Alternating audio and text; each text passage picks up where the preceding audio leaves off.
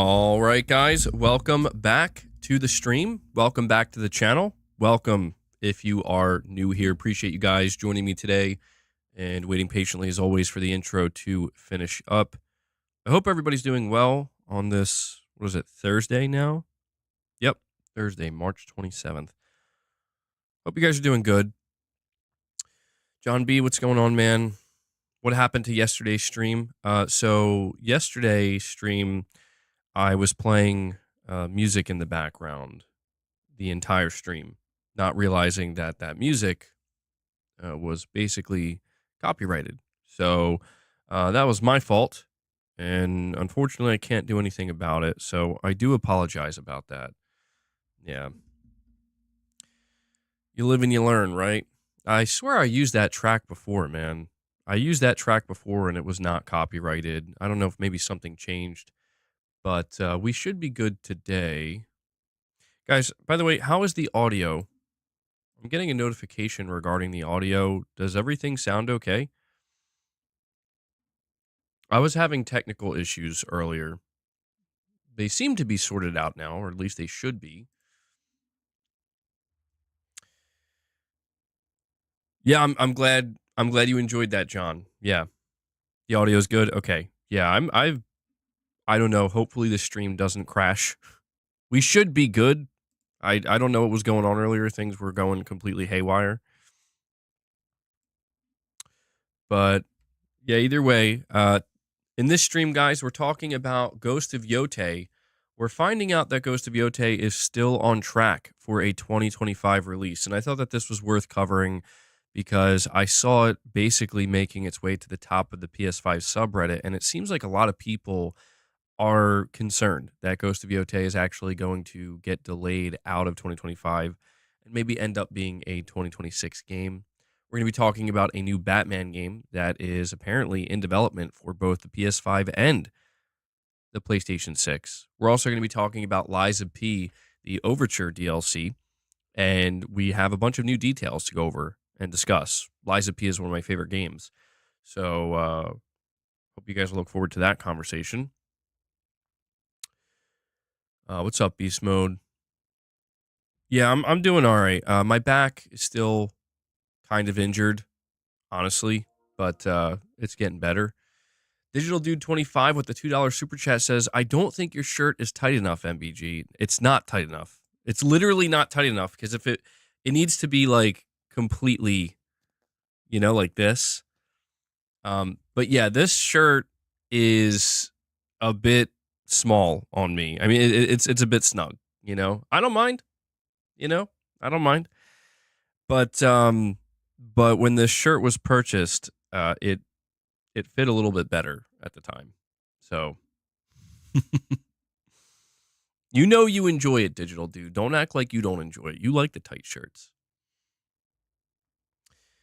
Yeah, eventually we'll move onto a tank top and then maybe one day just shirtless, You're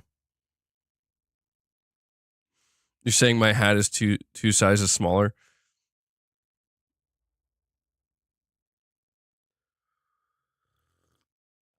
But Digital Dude, thank you for the super chat, man. Yeah. I mean, if you can't see the veins, it's not tight enough. Do you think we'll have gameplay of Intergalactic in a future showcase later this summer? Actually, I don't think we're going to see Intergalactic gameplay this year. Yeah, I thought we would maybe during the summer, but we're hearing from Jason Schreier that apparently this is going to be a 2027 game. So I'm leaning more towards this is a game we're probably going to see fully revealed maybe sometime in 2026, unfortunately, because I would like to see some gameplay. Maybe I'll be wrong, though. Maybe they'll surprise us and they will actually have some gameplay. Digital Dude 25 with another $2 chat says, "Whoa, take it easy, MBG. I don't swing that way, LOL." Well, lucky for you, neither do I, Digital Dude. So no worries. You don't have to get uncomfortable because it's all jokes. Or is it? No, I'm just kidding. It really is. No worries. No worries. John B says he's not worried because it's not official. Yeah, we do have to take it with a grain of salt. You know, we don't know if Jason Schreier is going to turn out to be wrong, and maybe Intergalactic isn't going to be a 2027 game. But I do think Jason Schreier has proven to be very reliable. So if he's saying that, I'm going to anticipate that he's probably correct. But he didn't say anything about gameplay, right? Neil Druckmann seems to be teasing some gameplay of Intergalactic a little bit, saying it's in a playable form. So he says it's awesome. So maybe that's his subtle way of letting us know, like, we will be seeing the gameplay sooner than we think.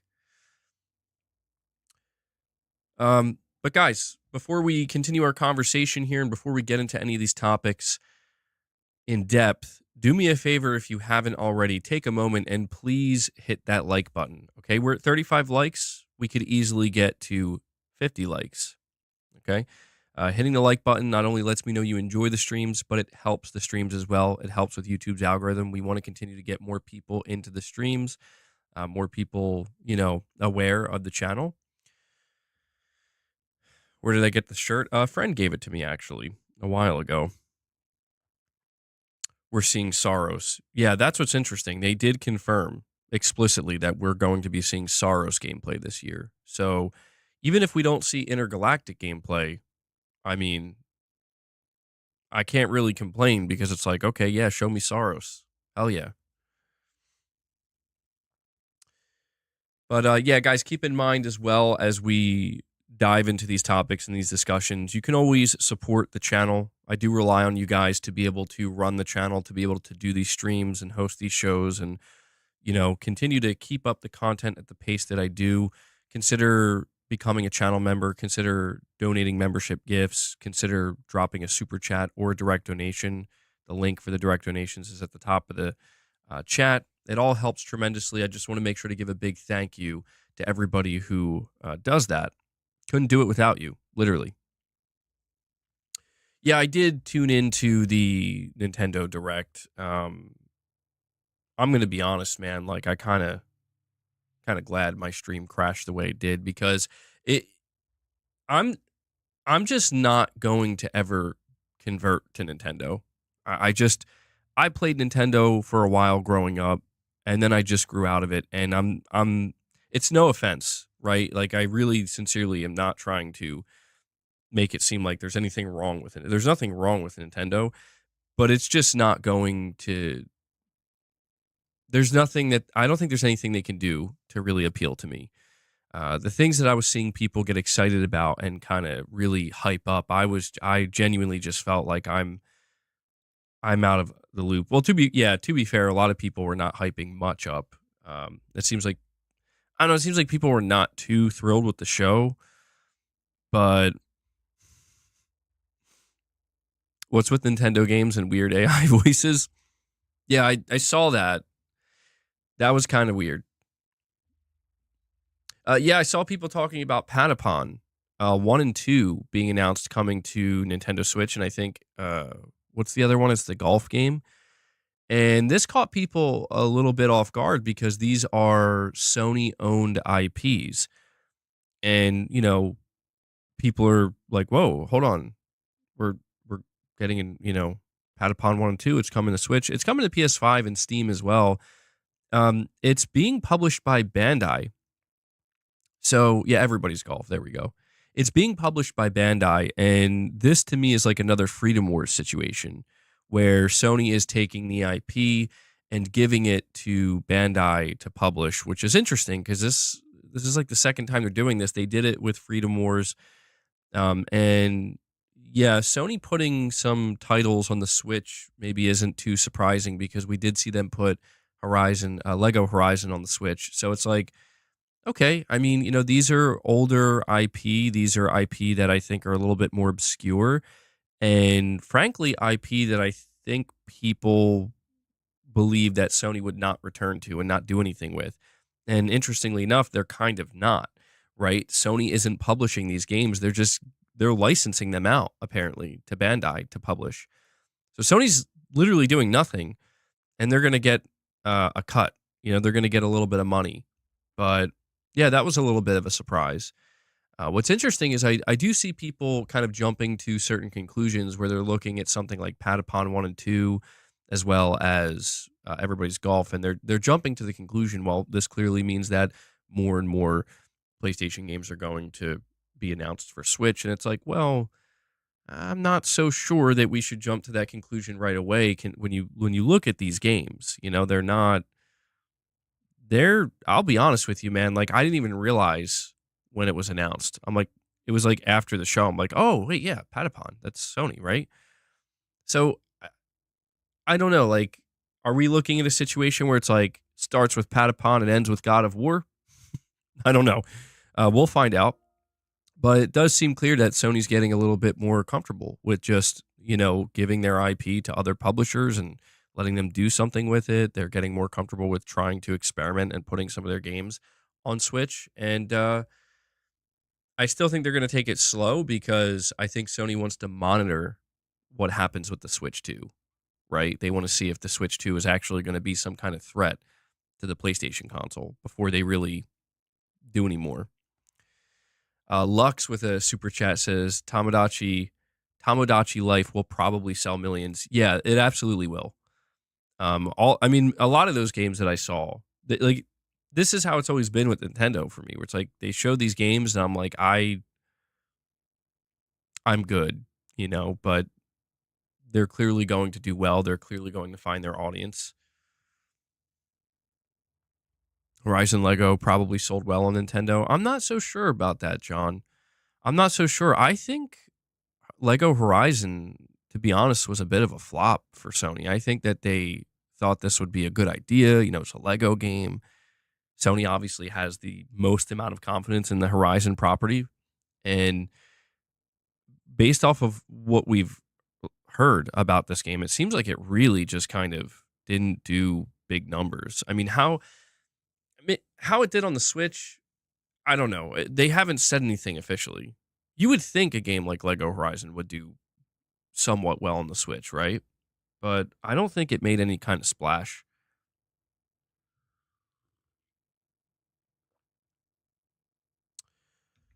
Damn, unknown. That's pretty intense. That's pretty intense. Lego Horizon coming to Plus and Extra. Was that announced yet? I could see that happening. Yeah, I could definitely see that. Garrett, what's going on, man? Green Ninja, you're saying Lego Horizon was a letdown for you. You were expecting like a Lego Star Wars Skywalker Saga type. It was kind of a glorified mobile game. I did play it, yeah, and it was pretty weak, man. I'm going to be honest. I didn't have high expectations, so I wasn't like disappointed because that would imply that I was expecting something better. But yeah, I played it and I'm like, yeah, this is pretty bare bones.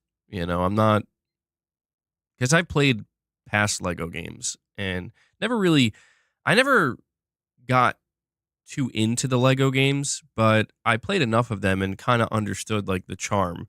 And yeah, there were some of these other Lego titles that we've gotten, kind of like what you're mentioning, the Skywalker Saga or whatever. And it's like, yeah, this was not that at all. Lux, you're saying digital game card sharing on Nintendo, the new norm. Yeah, that was a interesting and kind of confusing announcement.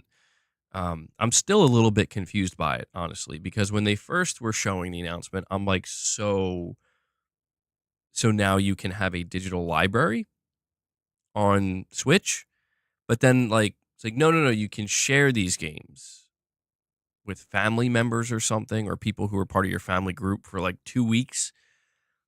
It's kind of weird. I don't know. Yeah, it's like 14 days, and I don't know if that means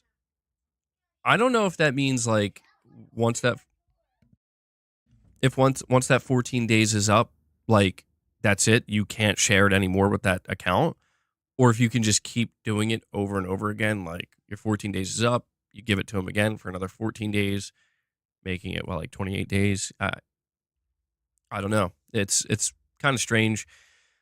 Could it be the new norm? I'm not sure. I know on like PlayStation you can technically game share right now. It's not something that Sony really talks about or flexes as like a feature. But if you want to with another person or another account, you can game share. And that's a bit more permanent where like not a bit more, but like if you game share with somebody on PlayStation, you buy, you know, Assassin's Creed digitally or whatever, you both have that copy and you can both play it at the same time for as long as you want, as long as you're sharing those accounts.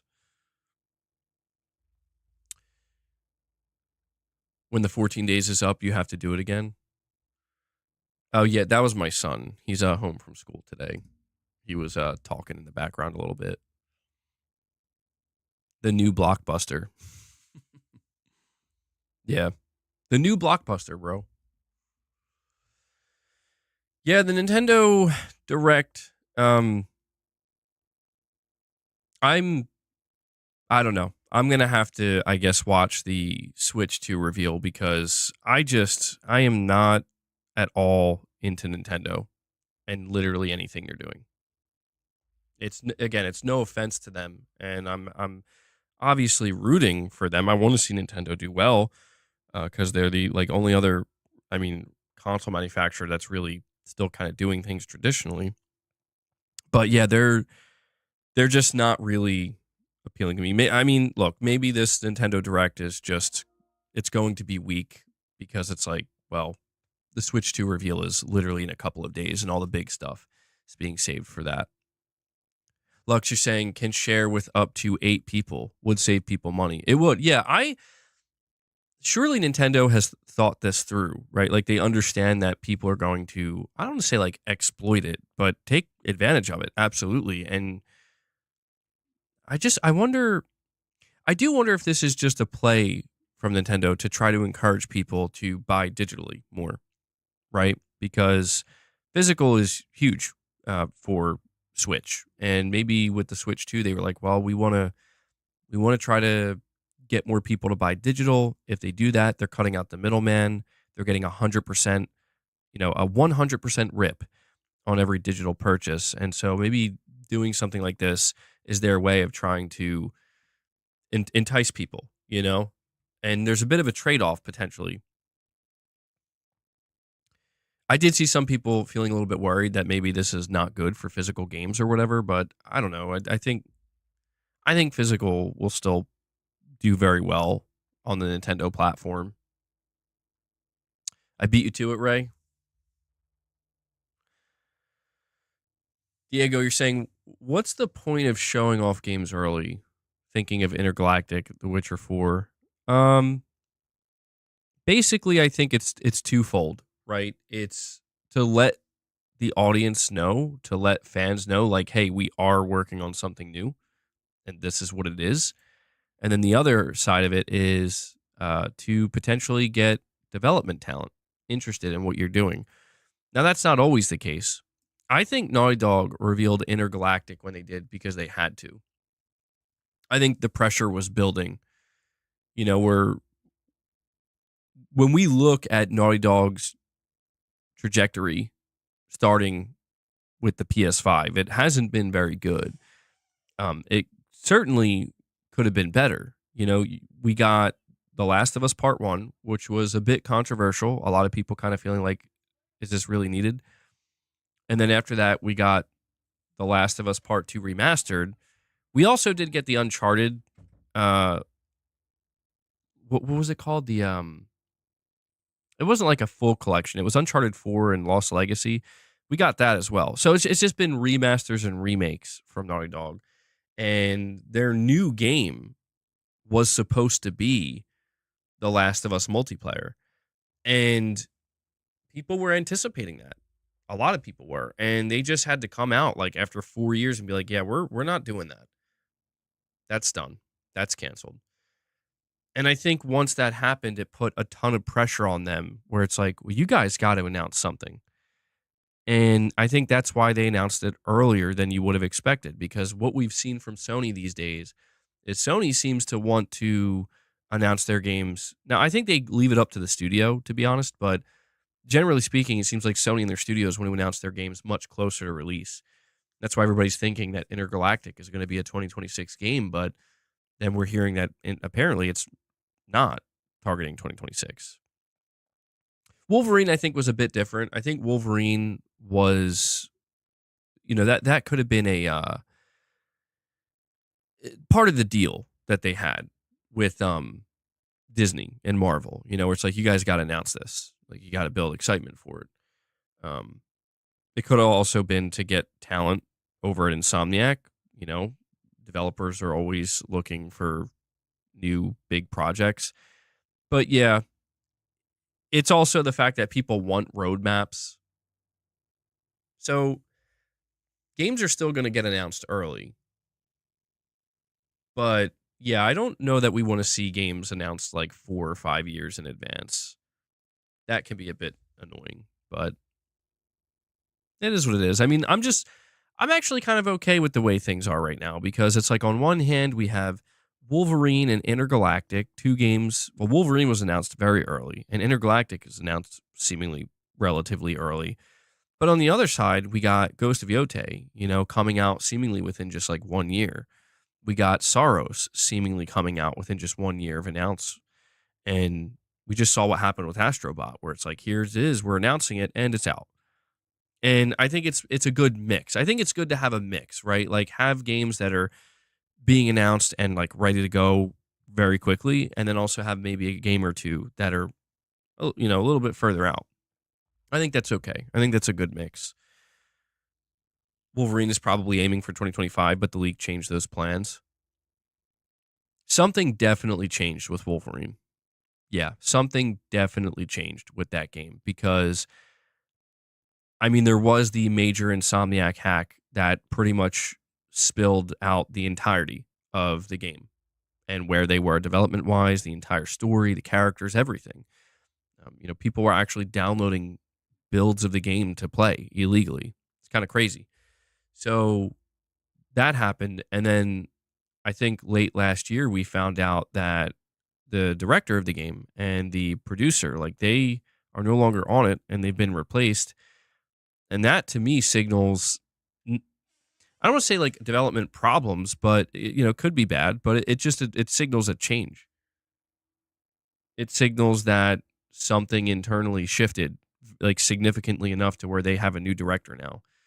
So I'm still holding out a lot of hope for Wolverine. I still have the utmost confidence in Insomniac, and it's still one of my most anticipated games. It's just one of these things where the excitement for it has definitely died down compared to when it was first announced, when I'm like jumping out of my chair, freaking out, being like, oh my God, they're actually doing a Wolverine game. That was literally 4 years ago at this point. So yeah, the excitement levels, yeah, I don't know what these cats are doing. The excitement levels obviously have diminished, because it's just like, well, I didn't quite realize when that game was announced that, 4 years later, you're still not going to see anything officially. Anyway.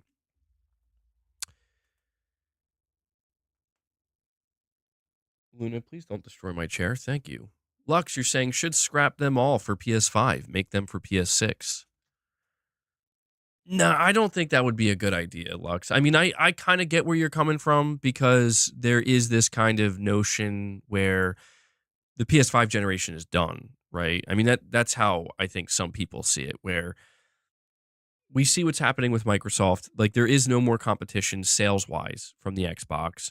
The Switch 2 is coming out this year, and Sony's going to be monitoring that. And Sony's in this kind of position where it's like, well, for the remainder of the gen, it's not that they can just coast per se, but it's like, we have these games lined up from our studios. We have GTA 6 still coming, and a ton of other third-party games. And we have the base model PS5 and the PS5 Pro. Like, Sony's in a really, really strong position to be able to ride out the rest of this gen pretty comfortably. And there is this argument that, well, the PS6 is going to need a big push, right? The PS6 is going to need a lot of titles, a lot of games. So maybe, like, pulling Wolverine away But that's the thing, like, it's gonna be cross-gen either way, right? You know? It's gonna be cross-gen either way. Hold on one sec, guys.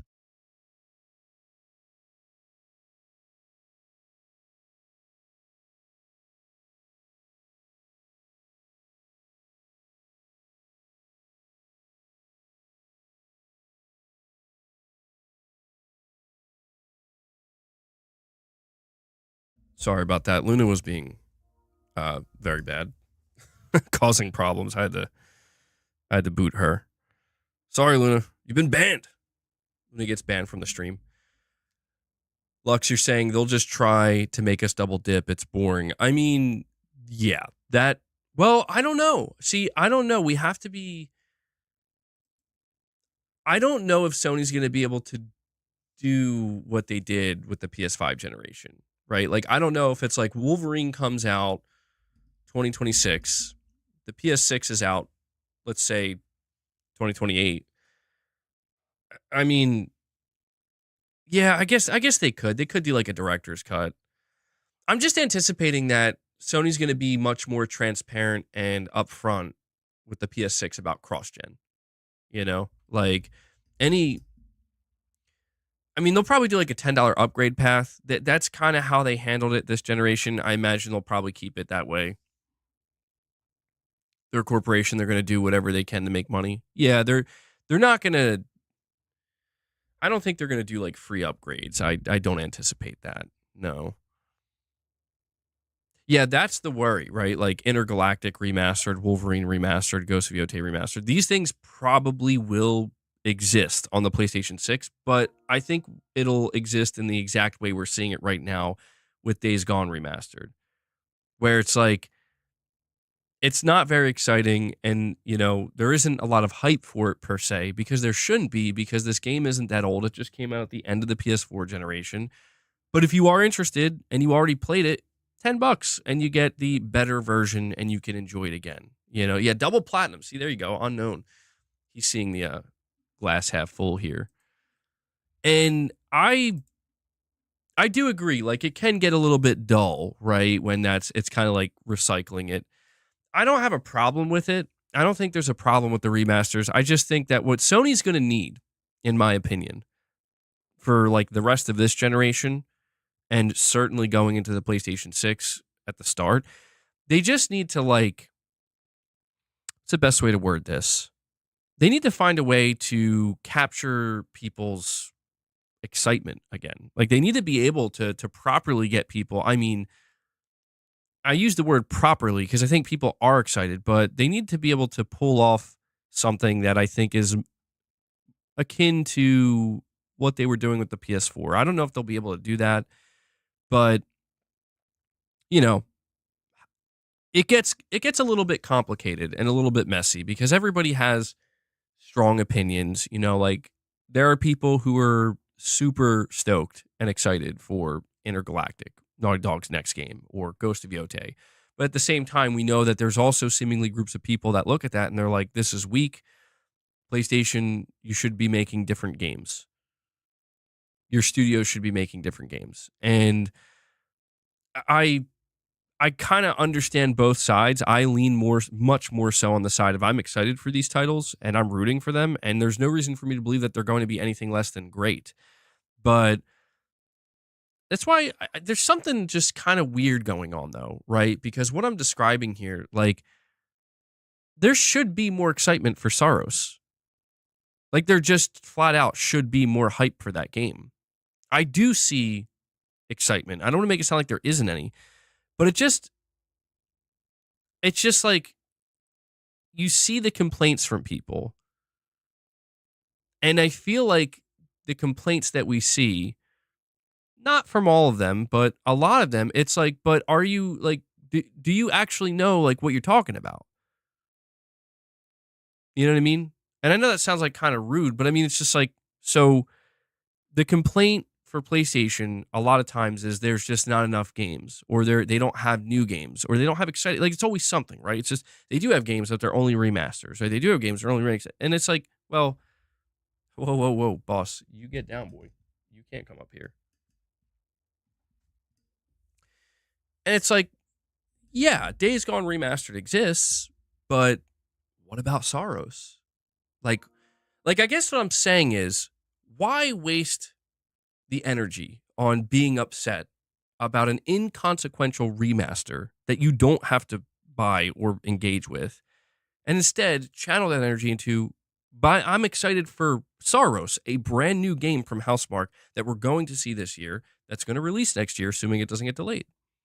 You get what I'm saying? Like, that is where I think we're in this kind of awkward position, seemingly as fans, where I think a lot of fans are excited for both, but Sony seems to be causing a bit of a divide with their strategy, generally speaking. And I guess the assumption here is that that will continue going into the PlayStation 6 to a certain extent. You bet if Saros was multiplat, you'd hear trumpets on the streets. Perfect Image, a member for 18 months, says, "Hey, bro, just seen the Nintendo Direct. It was okay. Hopefully see a Yu-Gi-Oh game.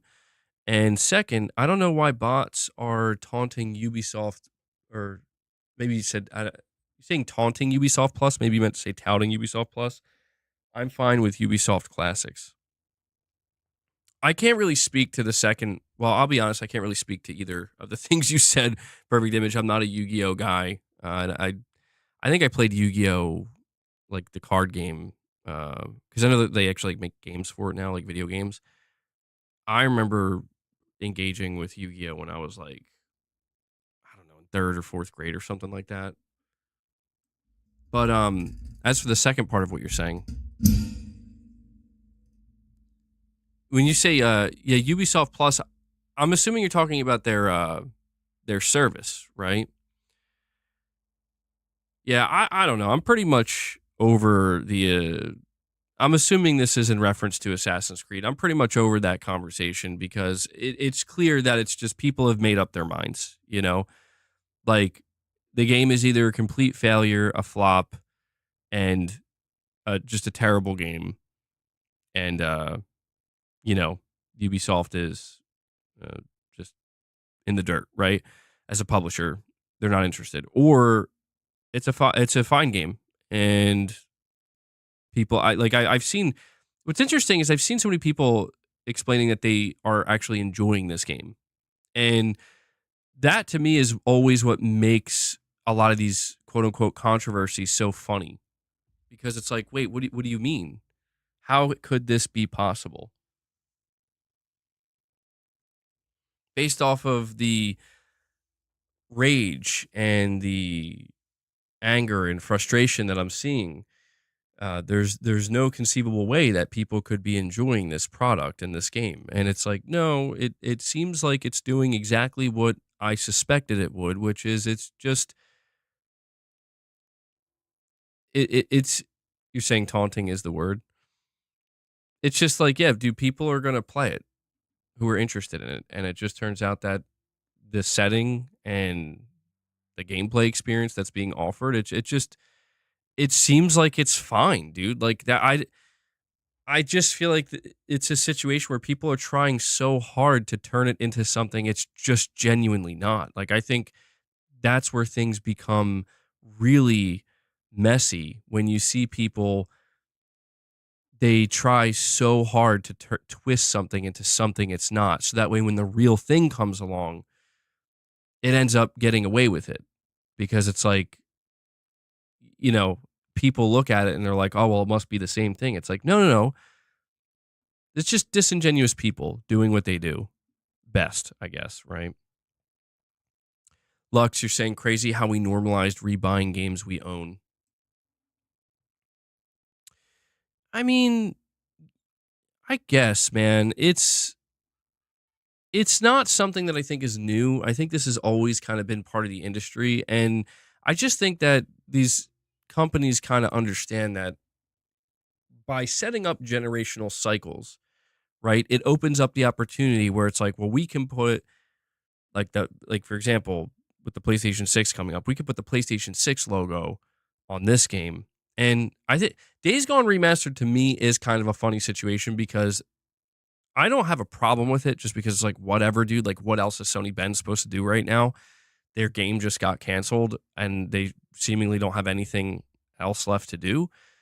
But like when they showed the when there was like a comparison done, and I'm like, yeah, it's kind of a tough sell here, man. It is like there's hardly any difference. But yeah, John, I think that's where you kind of bring up an interesting point. I think anybody who's paying $10 to upgrade, like, I think they're feeling pretty okay about it. You know what I mean? Like, here you go. Here's $10 for your hard work. You know what I mean? Like, it would be different if Days Gone Remastered came out. And it was like your only way to get it is by rebuying the entire game. But yeah, man, maybe things will be different with the PlayStation 6. I don't know. We're gonna find out. We're gonna find out. I mean, the whole another part of this argument too, just to say real quick, is you could always just replay the PS4 version. You know, like that's an option, and I think sometimes we just kind of overlook that. Where it's like you don't have to upgrade. You know what I mean? You don't have to get the remaster, especially if you think it looks underwhelming. And Dreadful83 comes in, dropping 10 membership gifts for you guys. Dreadful kicking off the day here. Let's get some W's in the chat. I have a new clip. It's like a 3-second clip of Boss. I don't know if it came together well, and I risk getting this stream copyright claimed again, ironically enough. But if we hit 25 members, I'll use it. See what you guys. No, I'm not using it yet. I gotta wait till we hit 25 to use it. It's not. I'm not trying to hype it up. It's just a 3-second clip. But I'm just afraid to use it because I don't know what's gonna happen. I don't know if like it's gonna get a copyright claim or not. But either way, Dreadful83, thank you so much for that, buddy. And you say here with a super chat, I finally bought a PS5 Pro. That's awesome to hear, bro. How are you liking it so far? Have you played it yet? I'm assuming you've played it. Well, I don't know. The way you worded that, it could have been you bought it and you're waiting for it to come in. But either way, I'm happy to hear, bro. I think you'll enjoy it. PS5 Pro is awesome. Let me add that to the counter real quick. Play it. I think we'll get to 25 members today at some point.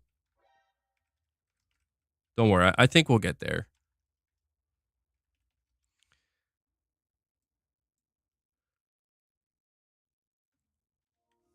Just give me one moment to update this. All right. The good news is if I play that clip later on, by the way, and if it does get copyright claimed, I can mute that part. It'd be 3 seconds muted. So not a big deal. Not a big deal. And Corey the Legend Landiga. Corey, I didn't even know you were here, bro. He comes in dropping another 5-bomb on you guys. W's in the chat for Corey. I'm no hero. Never was. Never will be. Dreadful, you're saying you didn't get it yet? Or it didn't come in yet? You have to get back to me, man, and let me know how you like it when you get it. Do you know what game you're going to be playing first? Or are you going to be playing a bunch of different games?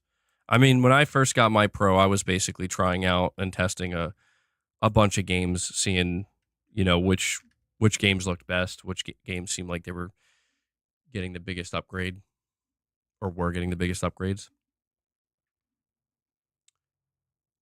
And I forgot to play a soundbite for Dreadful. Dreadful, for you, I'll give you the... There you go, bro. That's for you, Dreadful. And Lux, I'll read your super chat in just a moment. We have Hellbound 1981, another legend. Always tag teaming it with Corey here, dropping 5 more member gifts for you guys. Hellbound brings us up to 20, so we are just 5 away from crushing the goal. Excuse me.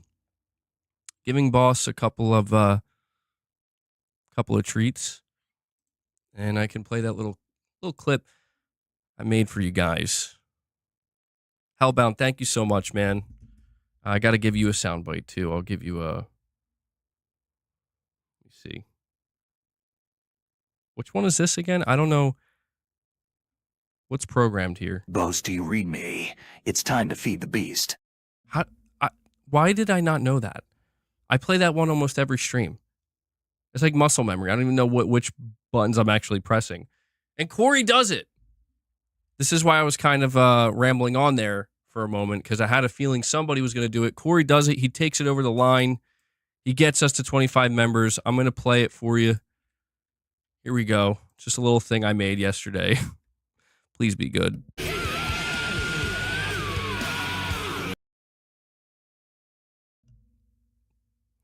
There we go.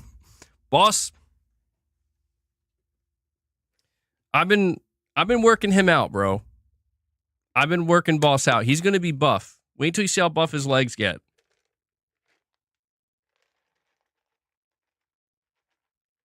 There you go, man. You saying he doesn't want those? It looks like he wants them to me. I got to finish these ones out, you know? Okay, I got a question. Did anybody recognize that soundbite?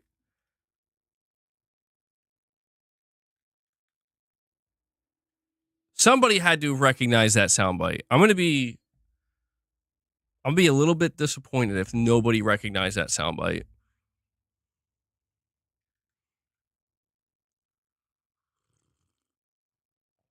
Play it again. I'll play it one more time. Just because I'm asking you guys.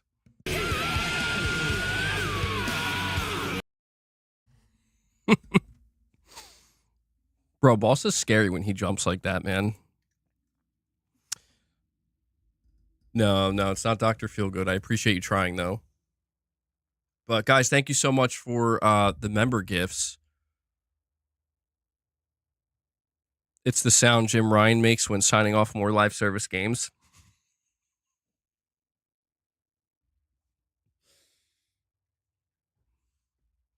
Sean, that's exactly what it is. How'd you know that? Yeah, I didn't know Jim Ryan could hit those notes, bro.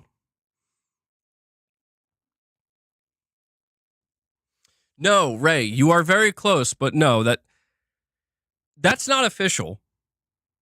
Ray, don't talk about it. I don't want to hear it. That's not official. That's not real. We're not in that timeline. Don't go there. Mick Jagger playing Intergalactic. Wow, you guys are getting creative with this. I have to admit. Wasn't expecting that. There's somebody in here that I think he was in the stream earlier. I don't know if he's here now. His name is Prince G. I'm pretty sure he would know exactly what it is if I'm thinking of the right person. But anyway, Lux, thank you for waiting patiently for me to read your super chat, man. You're saying here, more times than not, it's free on PC if you want to own a game and a newer version comes out. Just gets added to the library on Steam. Maybe PS6 will be different. Yeah, well, see, that's the thing, man, is like Sony is embracing PC. Obviously, they have been. And this is a thing that exists on PC. But what's interesting is Sony has been re-releasing stuff on PC as well, though, right? Like, for example, like Horizon Zero Dawn. There's a PC version you can buy, but there's also Horizon Zero Dawn Remastered that you can buy separately. It's like, you know what I mean? So I don't know if maybe Sony's just, they're gonna keep just doing it this way, right? They're gonna keep doing it this way, and they're gonna do it for PS5, PS6, PC. I mean, it would be nice if they changed something up. I'll be honest, man. If they just want to keep doing like $10 upgrades, I'm fine with that. I'll be honest. I have no problem with that. If the PlayStation 6 rolls around, it's the year 2029, and they're like, guys, we're doing we're doing like a Soros PS6 version, $10 upgrade. I'd be like, sure. I'll be honest. Like, it's not gonna bother me. Um, but that's just me. I think some people would argue against that. They just want it to be like kind of like what you're saying, where if you upgrade your console, you just automatically get the upgrade for the game. Which I wouldn't be opposed to that either. Definitely not. As long as it's $10. Yeah, I think that's how most people probably feel, right? Like it's $10. I mean, we all value $10. Obviously, $10 is $10, but I think it's like when I think about Days Gone Remastered, for example, I played that game. I played that game in 2019. And holy shit, bro. Steven Leon. Holy shit. Steven Leon coming in out of nowhere, dropping a 50 bomb on you guys. Absolutely, Gaming Survivor. Gaming Survivor's like, hot damn. Steven Leon doing the big flex on this Thursday. It was the new clip, wasn't it?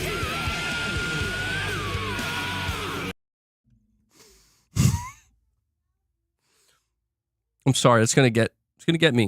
It's gonna get me. Good shit, bro. Steven Leon coming in, dropping a 50 bomb on us, bringing us up to 75 members. Incredible. Steven says the wife's gonna kill me. Well, hey man, I'm very appreciative of the support. You can tell your wife it's a very sincere thank you for me.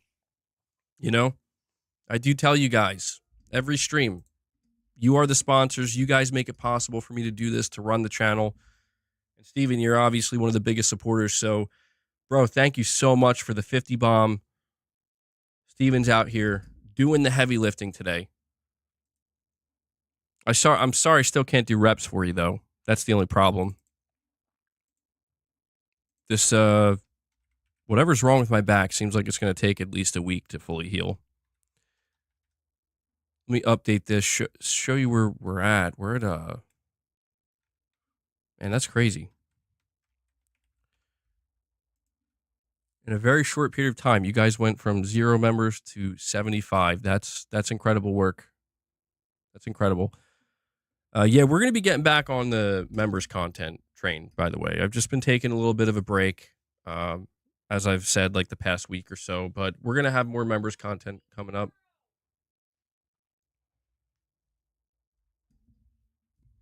Corey Landiga saying hype. Absolutely hype, bro.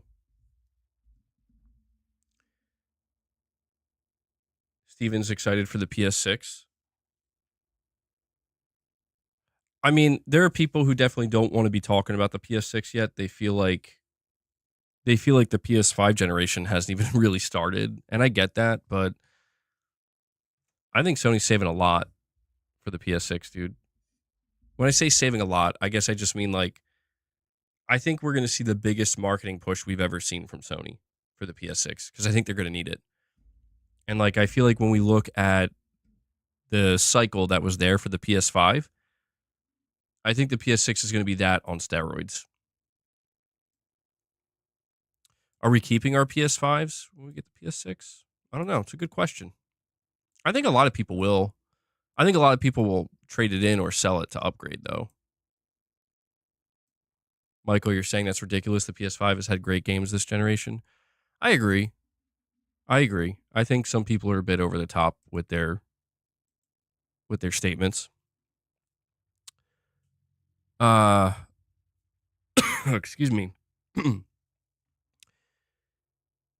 Jason Meeker says, what if the PS6 also has Steam but doesn't need to leak it to build hype? I like the way you spelled Steam. Steam. STEEM. I mean, no.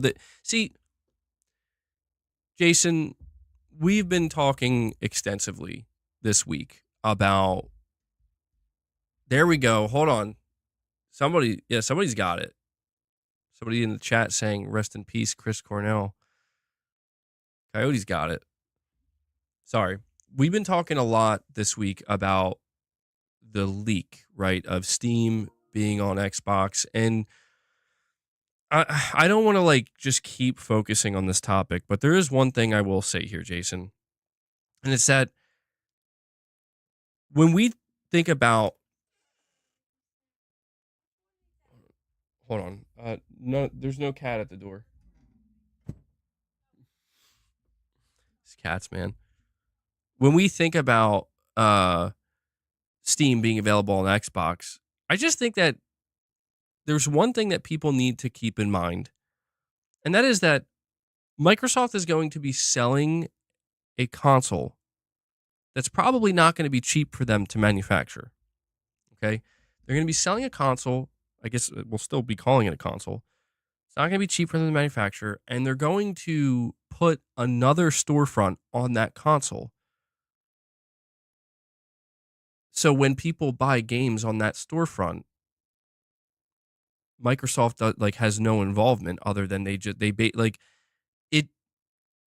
I just think people are kind of losing the bigger picture here when they are getting really deep into these conversations where it's like, you're Jason, you're not going to see Steam on the PlayStation 6 ever for any reason at all. That's not going to be a thing. And the reason for that is because the whole purpose of the PlayStation 6 and the whole purpose of the PlayStation 5, it's very simple. Sony wants you and me and anybody else who is thinking about playing video games, that they want you to buy the PlayStation and then to buy video games from the PlayStation Store. The reason for that is because that means they just get perpetual 30/100% rips on everything. 100% from anything they're doing, 30% from literally anything else that flows through their store. If Sony were to bring Steam to PlayStation 6, it would literally ruin their whole business model, because what they're saying at that point is we have the PlayStation Store where we get 130% rips.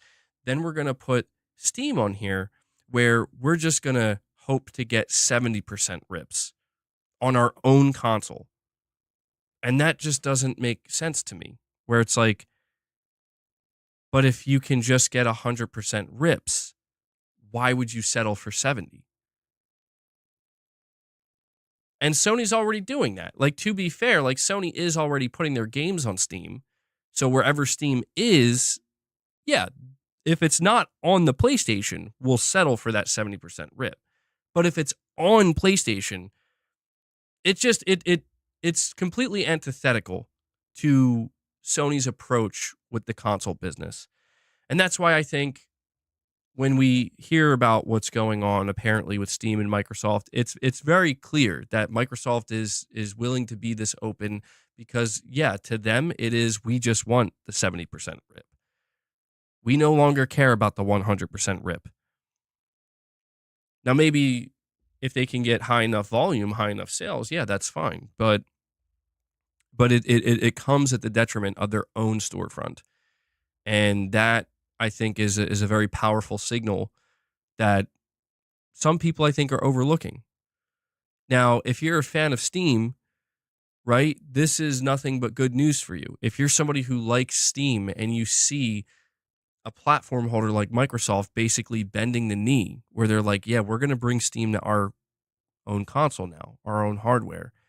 We're going to bring a competitor storefront, or what is supposed to be traditionally a competitor storefront, to our own hardware to compete with our storefront in the same place. It's like, yeah, if you're a Steam player, like, that's good for you. That would be like if we found out PlayStation Store would be available on the next Xbox. You know what I mean? Like, PlayStation players, well, I mean, it gets a little bit complicated there, but the point is, like, okay, you know what? Scratch that, because the more I think about it, that breaks down completely. I can't really think of a proper analogy here, but the point is, like, people who are playing Steam on PC right now, they're likely just happy to hear that Microsoft is basically killing their own store, or hurting their own store at the very least. If not killing it, just doing very serious damage to it. But yeah, rest assured, Steam is not coming to the PlayStation 6, dude.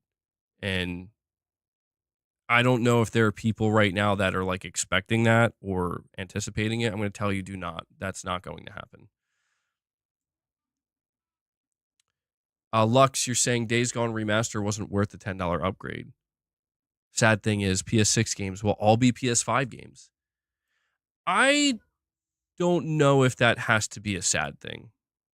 It depends. Like, one of the biggest complaints I've seen this generation from people is like, well, you know, the PS5 doesn't actually have any exclusives. Like, I mean, like true PS5 exclusives that are real console sellers, killer apps. You know what I mean? Everything's either went to PC or been a cross gen title that's also available on PS4. And I think that that's exactly what's going to happen again. I mean, yeah, we look at like GT7. Well, GT7's on PS4 as well. That was supposed to be PS5 only, but that's on PS4. That one was kind of weird. They decided to put that on PS4 at the last moment. I think Sony got very scared about, uh, shortages. And so probably a wise move in hindsight because there was a shortage for like 2.5 years.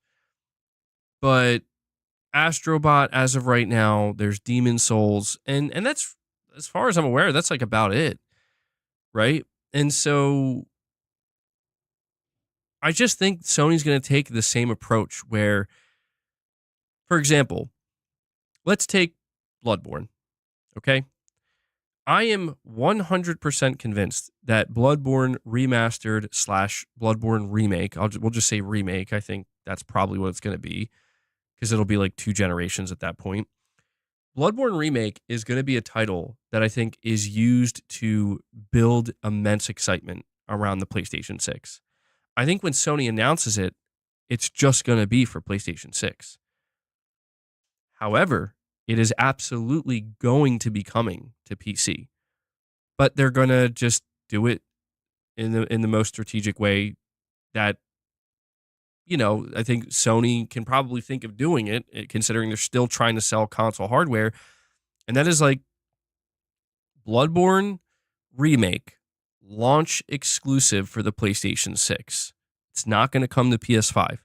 This is going to be a game that convinces you, that forces you, if you want to play it, to go buy a PlayStation 6. And if you're on PC, you're going to have to wait maybe about a year. And what I'm talking about is years away. Yeah, I could be completely off the mark. But I think the reason why Sony is going to do it this way is simple. It's because they want people to buy PlayStation 6 consoles. They know people will do anything for a Bloodborne remake. And yes, that includes buying a PlayStation 6 console. And I think that for people who are on PC, it'll be more than obvious, at least it should be, that like you guys are going to be left out temporarily, but it is going to release on PC because we will literally sell millions of copies on PC. This isn't a Demon Souls situation. Although Demon Souls probably could sell millions as well, but Bloodborne will kill on PC.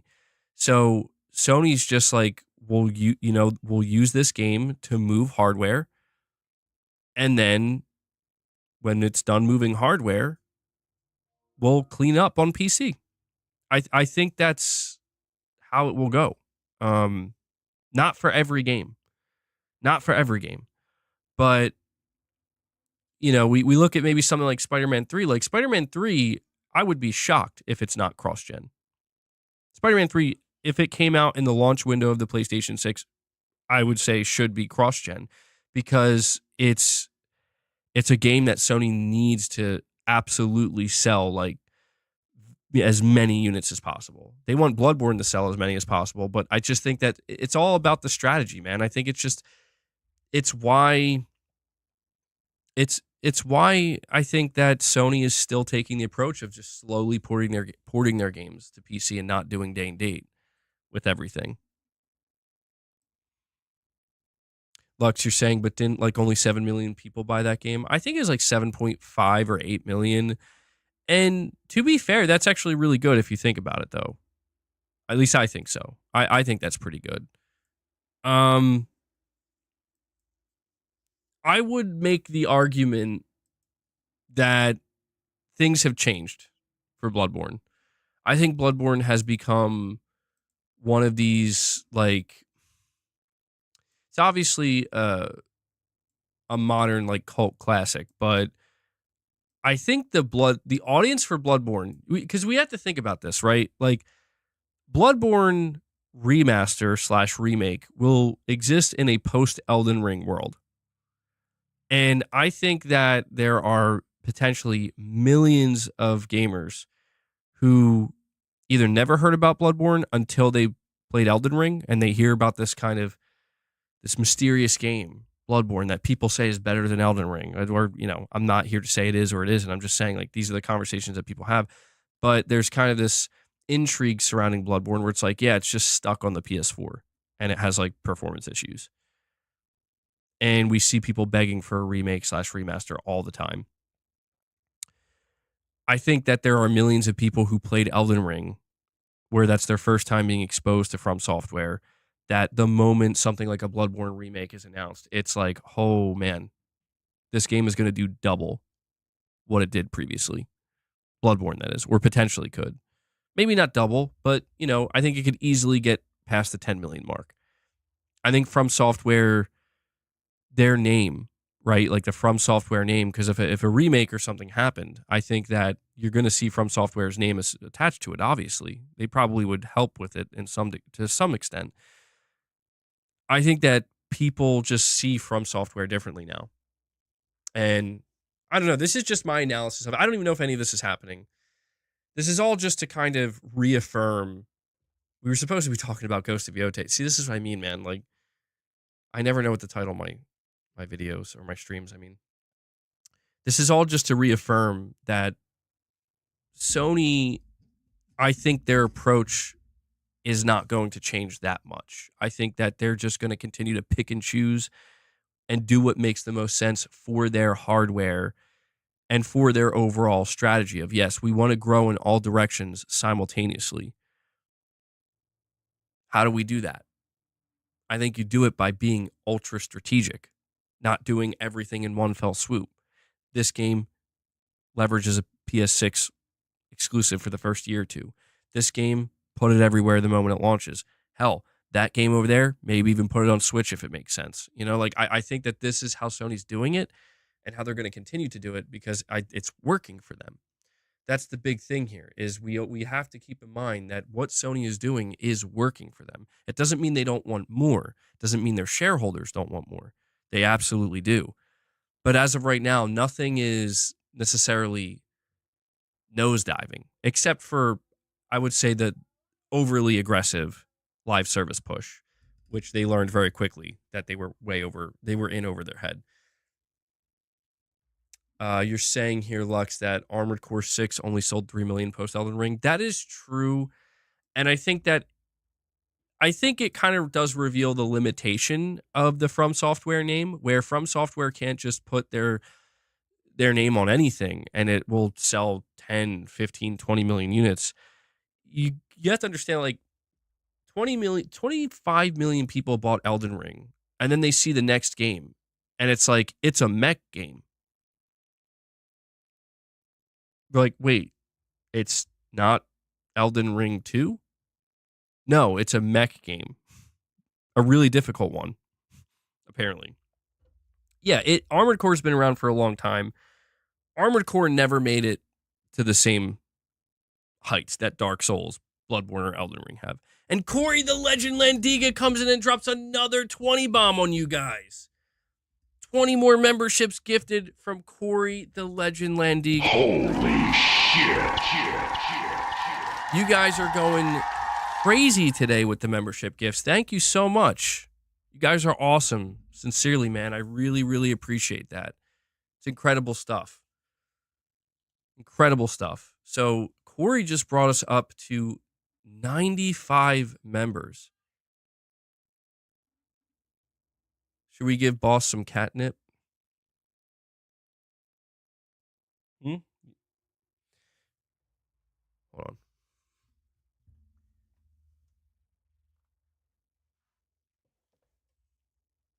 And Hellbound 1981. See, this is why I was waiting. I'm like, so I'm pretty sure Hellbound's going to tag team it. He drops another 5-bomb. 100 members. 100 members.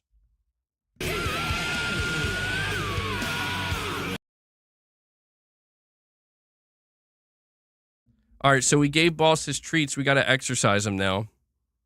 George says so many memberships and I still can't get one. Hang in there, guys. Hang in there. I've seen people who were hoping to get memberships for the longest time and then didn't. Like just recently, I've seen some of them get some memberships. Whoa. All right. To celebrate 100 members, we'll give Boss a little bit of catnip. Thank you guys so much for the support. Boss needs his dope. Come on, Boss.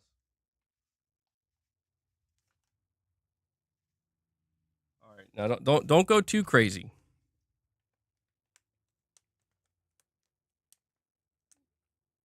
It is always so awkward seeing cats eat catnip because it looks like they have such a struggle.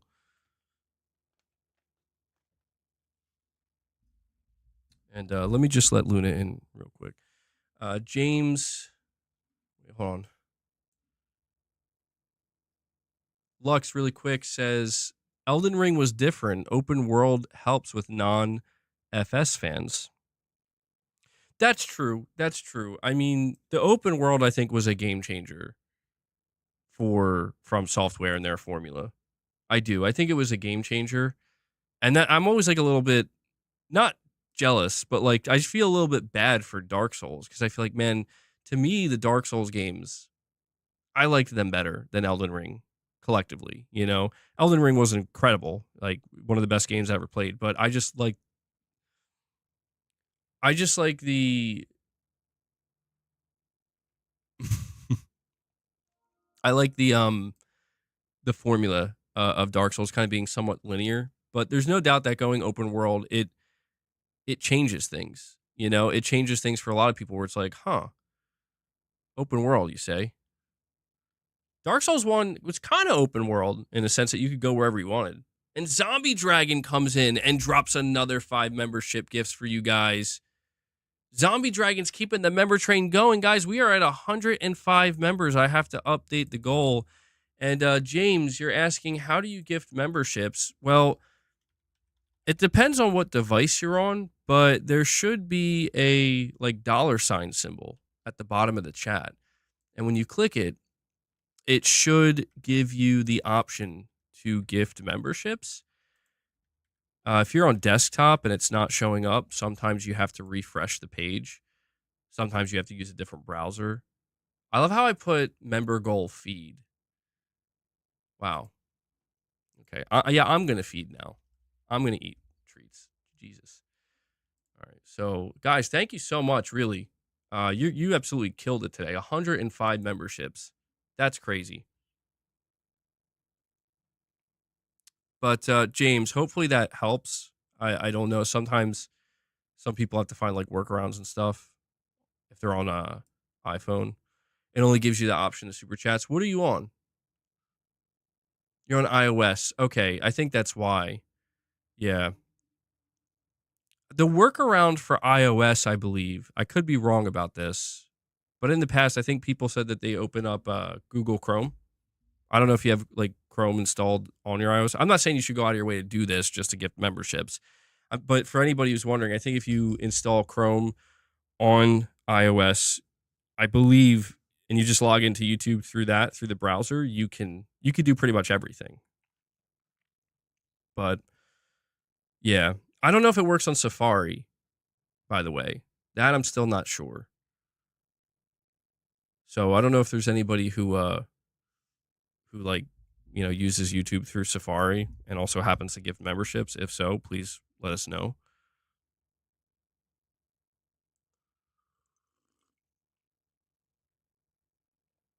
Wait, hold on. Hold on. Dark Cloud says no one cares, so I'll quit bringing it up. I thought this was a friendly PlayStation channel. Wait, what were you bringing up?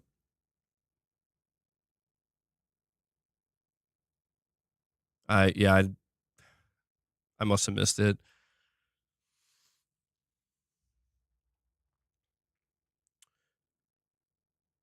Netscape?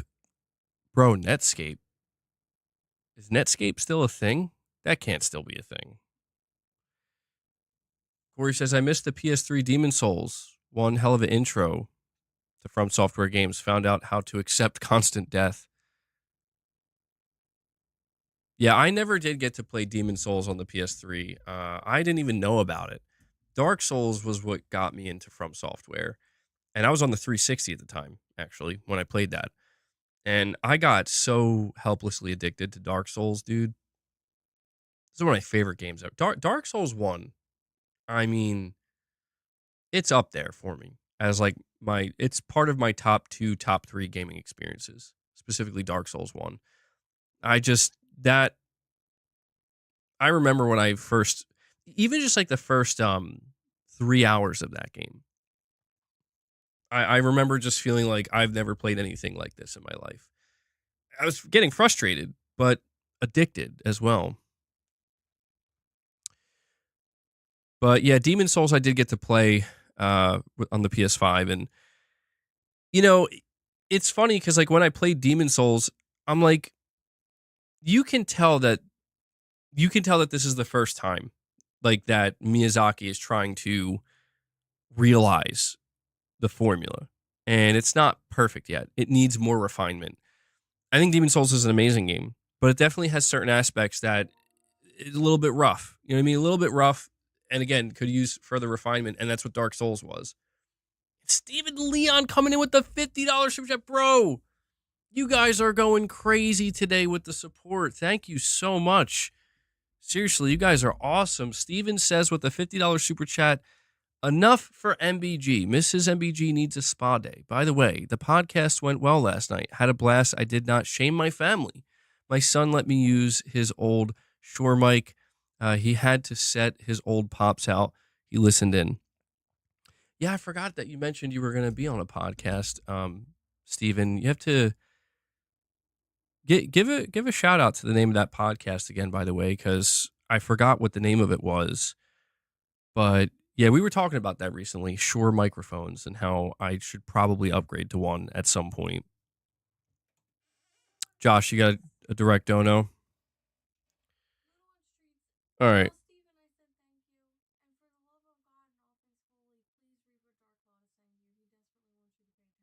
Okay. All right. So first things first, Mrs. MBG just popped in to say thank you, Steven, for the super chat for the spa day. And I have to give Luna treats because she's begging for them now too. Oh my God, boss, bro. Do you see the catnip all over him? Is that coming through on the mic or on the? Yeah, it is. You could see it.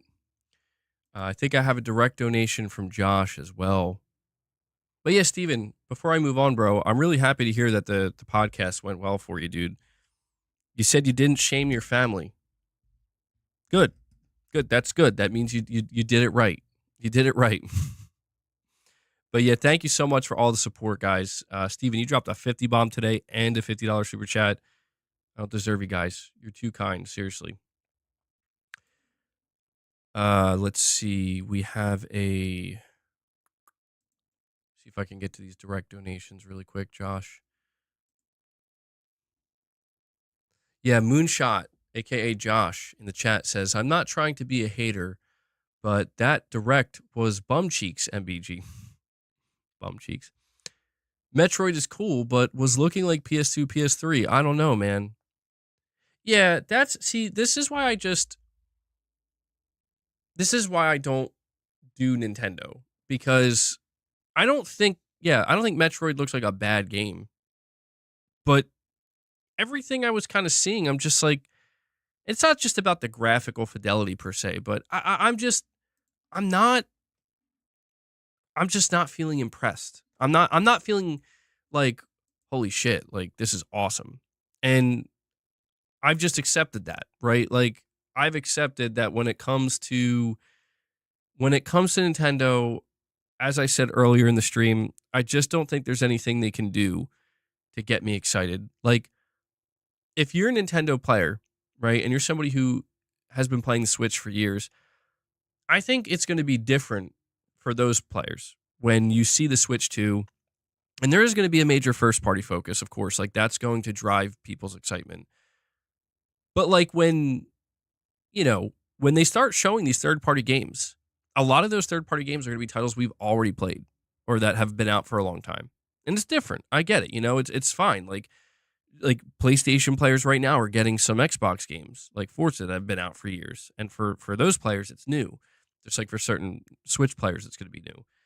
But I don't know. I can't get into Nintendo, dude. I feel like I was going to try to force myself. And to be fair, yeah, Michael, you're saying just wait until the Switch 2 reveal and its games before you write off Nintendo. I'm not. That's the thing. Is like it's not even about writing them off per se, as much as it's just like if they show something that catches my eye and makes me go, "Oh shit, hold on though," I'll be there. It's just the type of games that Nintendo is known to make. I'm just not sure. I'm not sure what they could bring to the table that would just suddenly make me go, you know what? Yeah, I want to play Nintendo now. The closest thing, truthfully, would probably be Pokemon because I grew up kind of getting addicted to the Pokemon games, right? I played some Mario, a little bit of Zelda, just never got too deep into them. I never had a problem with Mario. I remember playing Mario 64 and being like, this game's pretty sick. Game creeped me out a little bit in certain areas, but I Smash Bros, of course, for me, Nintendo has basically been relegated to um it's like family oriented. I'm going to be a Zelda channel next month. Yeah, lock it in. Nintendo's mostly family oriented. My wife likes Nintendo. She likes the Switch. She likes a lot of the cutesy stuff that they do over there. Um, my son is into Nintendo, obviously, and I mean, the last games I remember playing on Switch were Mario Party and Smash Bros. And I'm like okay with the Switch 2 basically continuing to play that role for me. But I don't know, maybe if I can get in the right headspace, and I definitely would have to maneuver myself a bit. If I could get myself in the right headspace and in a position where I'm willing to try some of these Nintendo games that I just otherwise wouldn't, maybe it could change my maybe it could change my feelings on Nintendo. It's hard to say. Thinking the direct was just a showcase the lower tier material. April 2nd should be a grand old showcase. Yeah, I mean, yeah, that's to me what kind of stands out, right? Like I feel like I can't even really judge the I can't really judge this Nintendo Direct knowing that like literally in just a couple of days it's supposed to be the big push.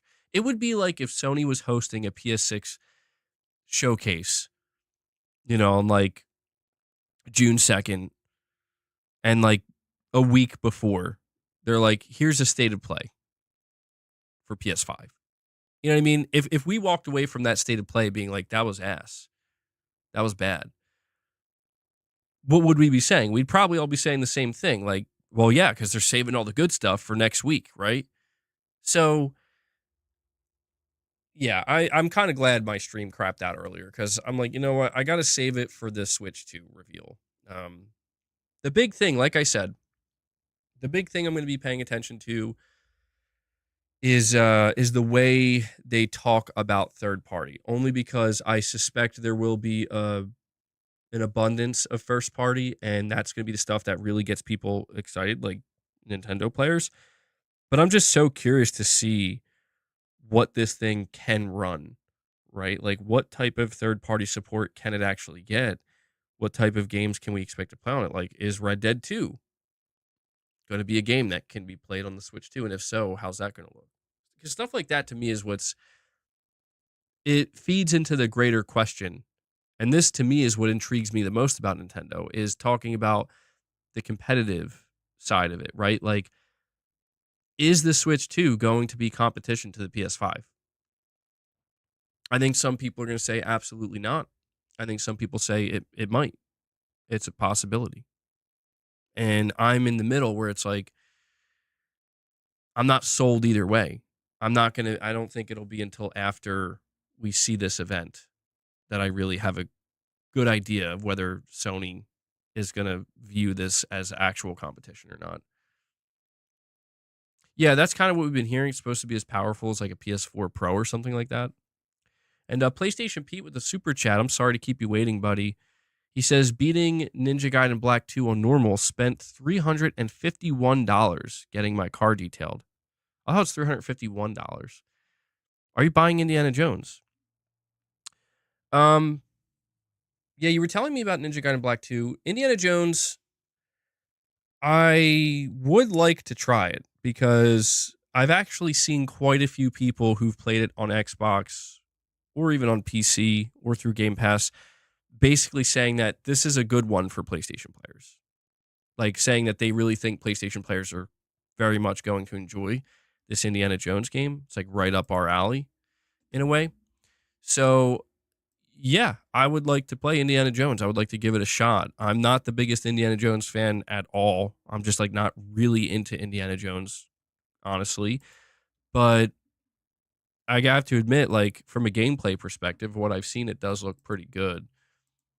It's not getting me like hyped. You know what I mean? I'm not like hyped for it. Like, holy shit, I can't wait to play this game. It's more along the lines of like, it seems like this is going to be a really good game. And I think just going into a game like Indiana Jones, my expectations are generally speaking just frankly lower. And so if it's as good as everybody makes it sound, I could end up walking away from it being like, holy shit, this game's actually awesome. It's like way better than I expected, or I'm enjoying it way more than I expected. So, yeah, that was like the biggest turnoff for me too, the first person view for Indiana Jones. But people who play it, they say it works. They say it's done really well. Yeah, third person, I like third person games much more than first person. I just always have. I mean, I know first person's supposed to get you like more immersed and whatnot, but I don't know. For me, it's always been the third person games. To be clear, I do like first person games and I play first person games. I'm just saying, like, if I had the choice, like for example, when I still play some rounds of Call of Duty Zombies, Call of Duty Zombies is one of the only games that I can recall, other than like PUBG and like recent memory, where you can choose between playing in first or third person. I always choose third person, even though that doesn't make sense because it's Call of Duty and everybody likes playing in first person. I'm like, no, I like third person. Let me check something here. Okay. Where am I at? Lux, you have 2 super chats here, buddy, saying if it had hardly any third party, it would still sell 100 million plus. Oh yeah, no, for sure. The third party thing for me is interesting, mostly for PlayStation, because Sony is like the go-to at this point in the console space for third party games. I mean, people still buy third party games on Xbox, but in terms of like volume, right? It's the PlayStation. And so the Switch is going to clean up no matter what. The Switch 2, it's going to sell easily, yeah, probably easily 100 million plus. I don't doubt that. The third party support, the strength of the third party support, I should say, to me determines whether or not Sony looks at that and says, should we be worried that the Switch 2 is going to outsell like the PS5 or the PS6? And the only reason that would or should worry Sony, in my opinion, is if it seems like people are buying Switch 2s and making it their main home console too. And I think third-party support would do that. Like, I think Sony has to be a little bit careful with, like, not to underestimate Nintendo here. I could be totally wrong in my assessment of this, but I'm just imagining a scenario where, you know, let's say the PlayStation 6 rolls around and, you know, the Switch 2 has been out for a couple years. It's like blowing past records. And everybody and their mother is trying to get their games on the Switch 2. You know, most third-party games that are being announced, are being announced for the Switch too, because it's going to run them maybe at 30 frames. The resolutions will be lower, but either way, it's going to run these games. And, I just think that it would be unwise of Sony to assume that just because it is a hybrid console and not a full-blown dedicated home console, that they shouldn't see it as a threat. I think it's the opposite. I think it's like it's a hybrid, so that makes it automatically more appealing to the general masses because it does two things. And if they come out and they're like, "Yeah, we can play all these games." Again, if we're talking about the general masses here, how much is it going to matter that it might be at a lower resolution? How much is it going to matter that some games will still be stuck at 30? I think sometimes we look at it and we're like, well, it's going to matter a lot. But again, we're talking bigger picture here. I don't know. Will it? It's going to be really interesting. It's going to be really, really interesting. Even if I'm not like invested in Nintendo, I mean like literally invested, like I'm not spending my time playing their games or whatever. I'm still going to be super fascinated to see how it plays out with this next generation console from Nintendo. And Lux, you're saying Indiana Jones is an adventure game with puzzles, not an action game. How are the puzzles? I have to admit, like that's kind of the only thing that makes me nervous. Where I don't mind puzzles in games. I only really mind them. I don't even mind difficult puzzles because if I really get hung up on it, I'll just look it up if it's getting that annoying. The thing I do mind are puzzles that are too frequent, like where it does start to feel like it's more, um, you know, like it's just more of a puzzle based game than it is anything else. Because that stresses me out.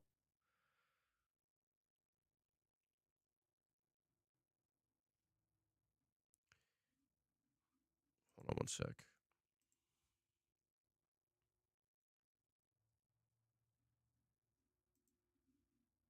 Where am I at here? Okay, the puzzles aren't that frequent. Okay, all right, good. Yeah, it's weird because like I have a weird relationship with puzzles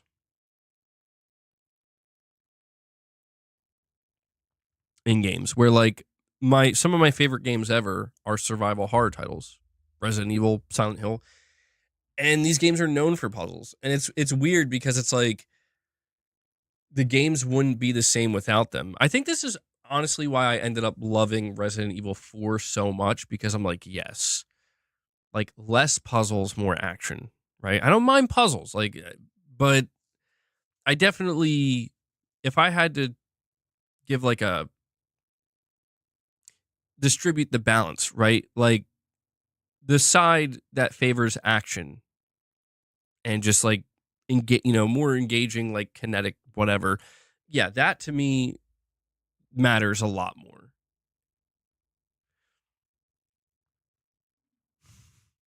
That's true. Mrs. MBG in the chat is saying she loves puzzles and games, and that's why I play with her.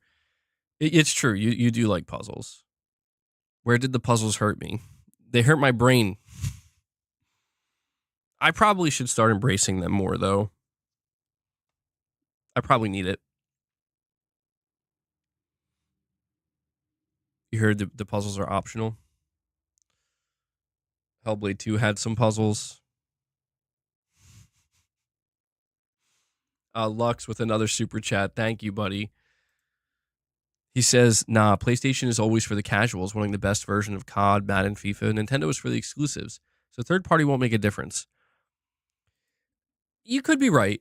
You could be right, but I'm not convinced of that. I think that, well, I don't want to downplay PlayStation's success in the third party space. And I don't want to downplay it. There's no denying that there's truth to what you're saying. People flock in mass to the PlayStation console. They have for, I would say, 2 generations now with the PS4 and the PS5. Certainly with the PS2, but I mean, it's things are a little bit different now. but people flock en masse to the PlayStation consoles just to go to, like, that's my COD machine, that's my Madden machine, or, and that's the machine where I mostly play Call of Duty, or I mostly play these games or these live service games, but I also occasionally pick up a single player game here and there as well. And yeah, I don't know, like, if you could take the PS5 with you in a portable form factor, if that was like built in, like what the Switch 2 is going to be. Um, I don't know. I mean, technically that does exist with the Portal, right? So it's a tough read, bro. I don't know that I feel confident in saying that it's not going to matter. Third party, that is. I feel I do lean towards the other direction, Lux. I do kind of feel like it is going to matter. I think more than we might realize. Did your puzzle problems start at the same time as your pronunciation problems? I don't know. No, I don't think so. I always hated puzzles. Bro. Wait, did I always have problem with pronunciation? Did I always have problem with pronunciation? I can't even talk right. So we were supposed to talk about Ghost of Yotei, right? I'm gonna have to end up changing the title and thumbnail again. Well, no, we still have time. Who am I kidding? We still have plenty of time.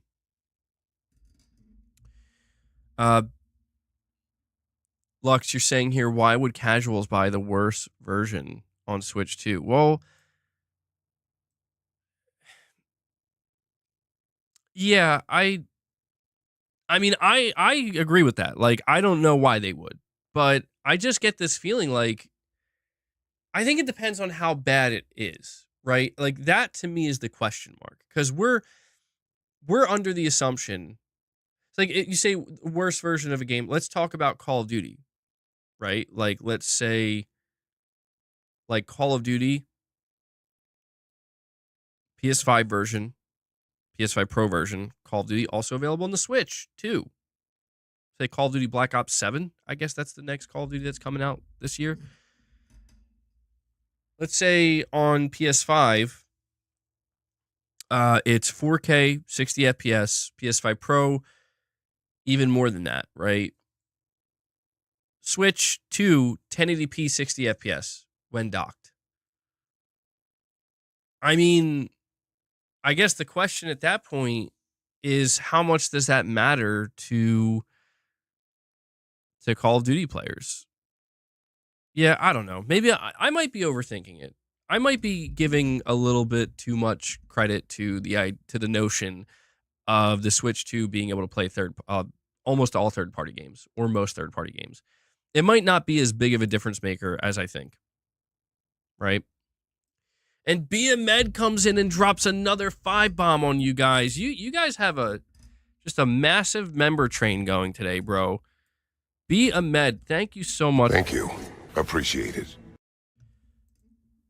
110 members. He moves the needle once again. And you also said here with a milestone chat, member for 15 months. Thank you for that, Bia Med. You say here, shout out for my cat, Renji. He just turned 1 year old. Happy birthday, Renji. Grow big and strong like Boss. Well, happy birthday, Renji. Boss. Wait. Okay, Boss is completely knocked out. Never mind. I was going to tell Boss to wish Renji a happy birthday as well, but bro's literally sleeping in catnip, so. You good? You got it all over you, man.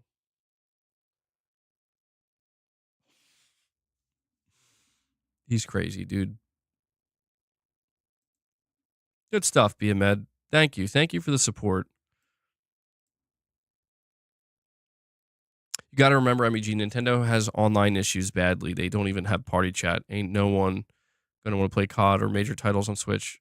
You know what? Yeah, I'm not going to lie. For some reason, I completely forget about that fact. You're saying so you'll buy a Switch to play COD? Yes.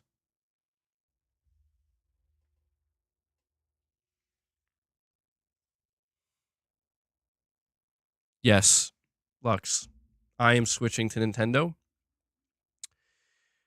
I am going to be buying all of my multi-platform games on Switch 2, including Call of Duty. And I'm going to be playing Call of Duty Online on the Switch 2. You know, I say this. I'm obviously joking, but I am going to end up having a Switch 2. Mrs. MBG is going to use that Switch 2 a lot. Mrs. MBG likes to play Call of Duty. A pink one. Is it coming through pink? It looks kind of orange on my end. I don't know how it looks. Maybe I'm going somewhere else. Freaking remote would work. It's not working. Work, damn it. There we go. I just had to press it literally 12 times. Maybe it's time for me to go back to the green side, you know? I love it. Titus Crow just enters the chat and he's like, what's going on? Delwyn Jones says, boo, green. It's time. It's time to go back. Black and blue, dang it. I don't think I can. Yeah, I can't make each side a different color. The green looks pretty nice, though. They all look nice.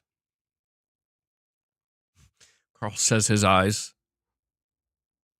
I'm gonna buy Call of Duty on the Switch, bro. Nah, I at the end of the day, right? If I'm looking at things in a more optimistic light, I think everybody will be fine, right? And what I mean by that is I think PlayStation will continue to find the success that they're hoping to find. And Nintendo won't really get in the way of that. But I think Nintendo is also going to find incredible success like they have been as well. And I don't think PlayStation is necessarily going to get in the way of that. I don't think Sony and Nintendo, as of right now, I don't think they're viewing each other as like, we expect you to be a major disruption. I think they just probably have the view of like, well, at the end of the day, you are still a competitor, but, you know, doesn't mean we can't really get along, and it doesn't mean we have to treat you like a major threat per se, right? Couldn't help but notice that Patapon 1 and 2, I just realized this as well.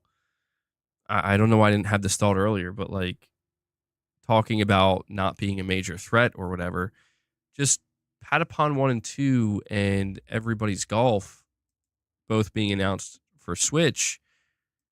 No Xbox. Still no Xbox, dude. Like, see, this is why I feel like the conversation persists around like, will Sony block their games or whatever? Because or you know, what will they do? Because like, I'm not even kidding when I ask like, why are these games not on Xbox? I say that as somebody who doesn't care, right? Like, I don't care if they come to Xbox or not. I'm not an Xbox player, but it's just, I feel like it's stuff like that no, it's not surprising, right? But I think it is revealing. It's revealing, John B, where it's like, holy shit, dude, they won't even put Patapon. Like, they'll give Nintendo Patapon, but they will not even put that on Xbox. And they're letting Bandai Namco publish it. It seems like the only agreement is like, yeah, we'll let you publish this game. Sure, you can be the one to put it out there, but the only thing you have to agree to is you can't put it on Xbox. I mean, I don't find it surprising. I just find it revealing. Lux, you're saying tariffs on foreign cars, tariffs on foreign console. I haven't been hearing much about the tariffs. I don't even know I'll be honest, I kind of fell out of the loop a bit. I've been not paying as much attention. I thought the tariffs did they already go into effect? The last thing I remember covering when it comes to PlayStation and the tariffs is Sony prepping for them and stockpiling PS5s in the US. So I don't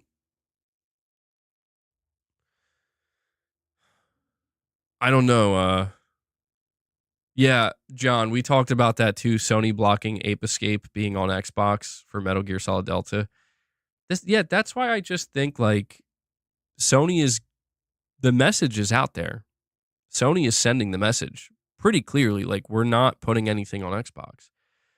But what makes things a little bit awkward is MLB The Show is on Xbox, right? So people look at that and they say, well, Ape Escape and Metal Gear Delta may not be on Xbox, but the show is, and Marathon's going to be, and Death Stranding is.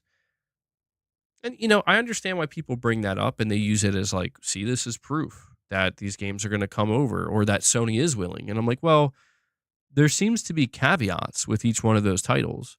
MLB, that's the MLB's choice. Sony doesn't have a choice. Marathon, Sony had no choice but to say yes to Bungie, contractually speaking. That was one of their demands in order to be purchased. Death Stranding, same thing. Like it was a 5-year contractual agreement where once that 5 years was up, ownership of the IP would transfer right over to Kojima and he's free to do what he wants, including put it on Xbox. So, these are all examples with caveats attached to them. And I think we have yet to see an example where there is no caveat. Think about it. Like you don't see Freedom Wars on Xbox. You don't see Lego Horizon on Xbox. And now you're not going to see Patapon or even Everybody's Golf. And those would be examples without caveats. And they're all big fat no's, bro. Like Sony's just like, no. Sony's just straight up like Kratos, standing up, looking at Thor and just, no. No. Yeah, Helldivers isn't on there. And Helldivers, I'll be honest, man. Like Helldivers, I could see them making a decent amount of money from Xbox players as well. Like to me, Helldivers might be the most interesting because it's like this is your most successful live service game.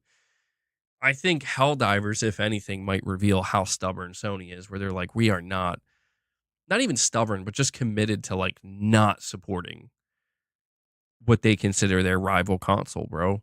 Like under any circumstances.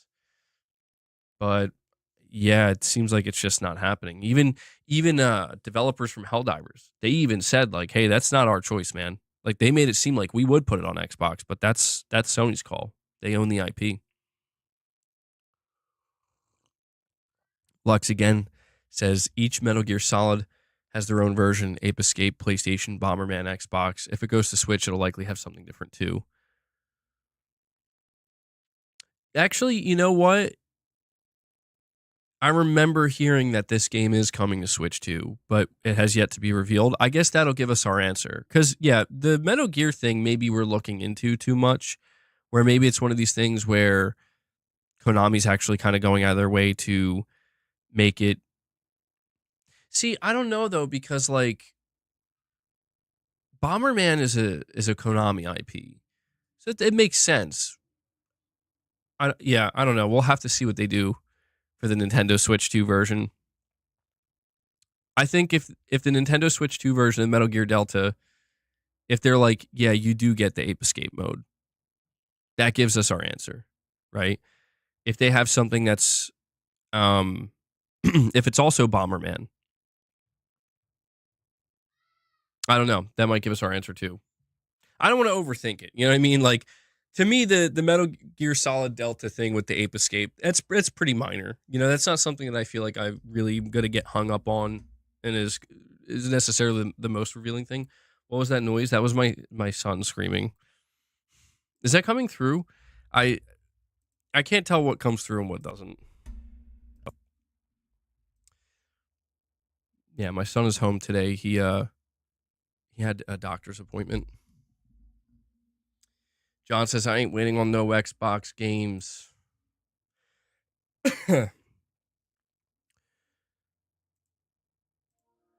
Lux, you're saying here, no point porting Xbox won't be around in 2 to 3 years. Well, I mean, yeah, that's the thing, bro. If you're Sony, right, and you're thinking like, well, we would have to spend some time and money to port Helldivers 2. You go look at the sales charts. You go look at like the quarterly earnings. It's like, so how are the sales for Xbox looking? It's like, yeah, they're like negative 40% or something. Like people are just not buying them anymore. What's their I mean, there's also the fact that like I mean, there's no guarantee that these games would sell necessarily either, right? Like that's another problem I think where if you think about it from this perspective, like Microsoft is pretty much sending the message that listen, we're not selling enough copies of our own games on our own storefront, on our own platform. So we're going to bring our games to your platform in the hopes that they'll sell more. That's not very encouraging if you're like Sony where it's like, well, shit, if even if we were willing to port Helldivers 2, would it even sell? You know? That's a, it's there's truth to I think what you're saying here, Lux. You do like 10K. Oh, God, I would hope it would do more than that. Josh Z, thank you for the super chat, buddy. You're saying MBG, do you? Oh, hold on, my chat crashed. Hold on, Josh. Do you have any tips for dealing with laryngitis? I haven't had it since I was a kid, and the constant coughing is making me miserable. I think that's what you're saying, laryngitis. I mean, yeah, I think I got laryngitis last year, actually. The coughing's annoying. For me, losing my voice is the worst part because, I mean, look at what I do here, right? The best tip I could give you is rest your voice, like try not to talk at all if possible. And there's this tea that I drink. I still drink it now. I just had some last night. And anytime I get sick or a sore throat, it helps. It's called Throat Coat. It's, it's a good tea. It is. It's pretty cheap, and you can add honey to it if you want. But when I have a sore throat, I drink that usually once a day. Sometimes you could do twice a day. I'm gonna have another cup later on because my throat's been a little bit sore. So mostly just try to rest your voice. Drink some tea. Um, cough drops. Yes, it's called Throat Coat. Got a bunch of immature people here. It's a really good tea, though. It is. So I highly recommend it, Josh, if you're.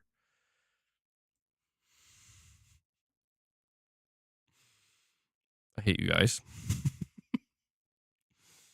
Will, bro, come on.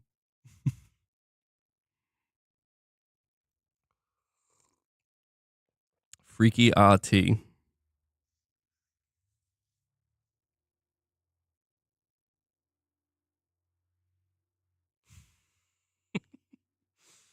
See what you did, Josh?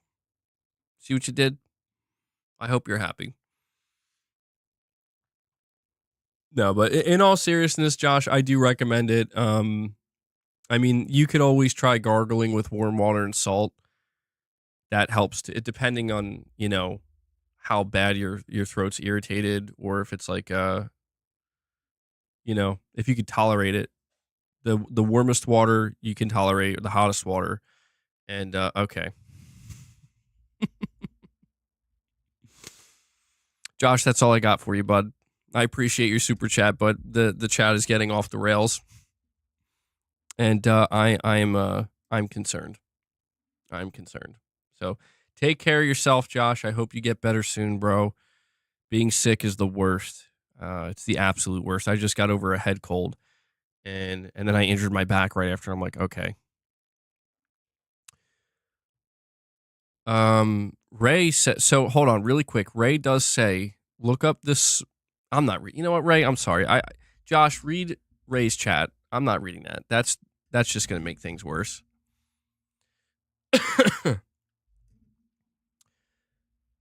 Ghost of Yotei is going to be a 90 plus on Metacritic. I think it has the chance to be Sucker Punch's highest rated game.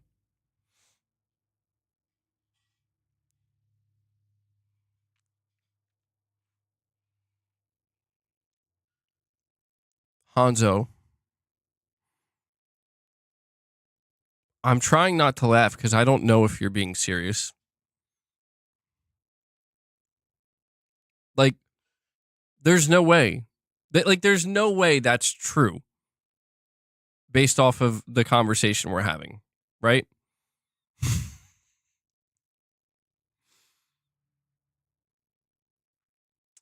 Yotei has some pretty high standards to meet. It does. It does. Yeah, but I believe in Sucker Punch, bro. You're saying it is true. All right. Lux, you're saying like Sony did going to PC to get more sales. Agreed. But the thing about PC, Steam specifically, Steam is growing. Steam isn't they're not stagnant.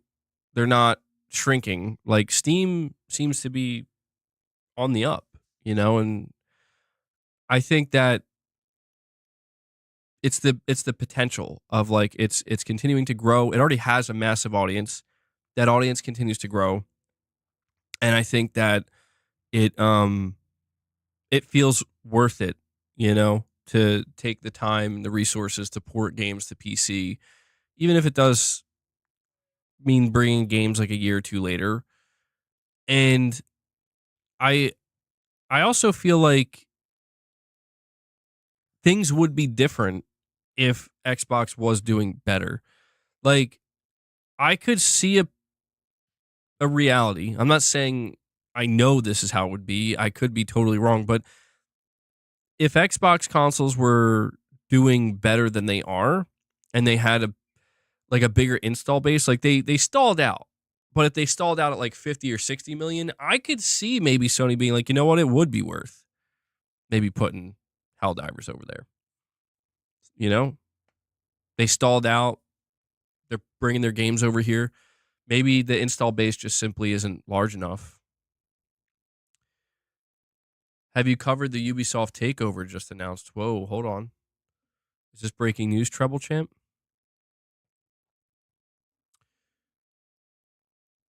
Saying PlayStation only ports their games to PC for more money is superficial analysis. I mean, yeah, it is a bit more complicated than that, It is a bit more complicated than that. Because if it was that simple, then Sony would just be third party, right? Okay, Ubisoft is trending.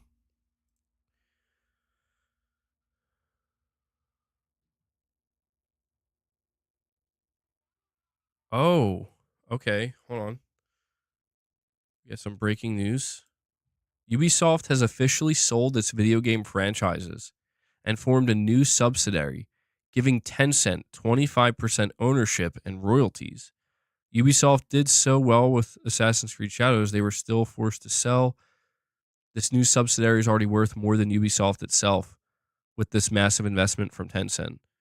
The new subsidiary will own all the IP of the video game IPs Ubisoft formerly owned.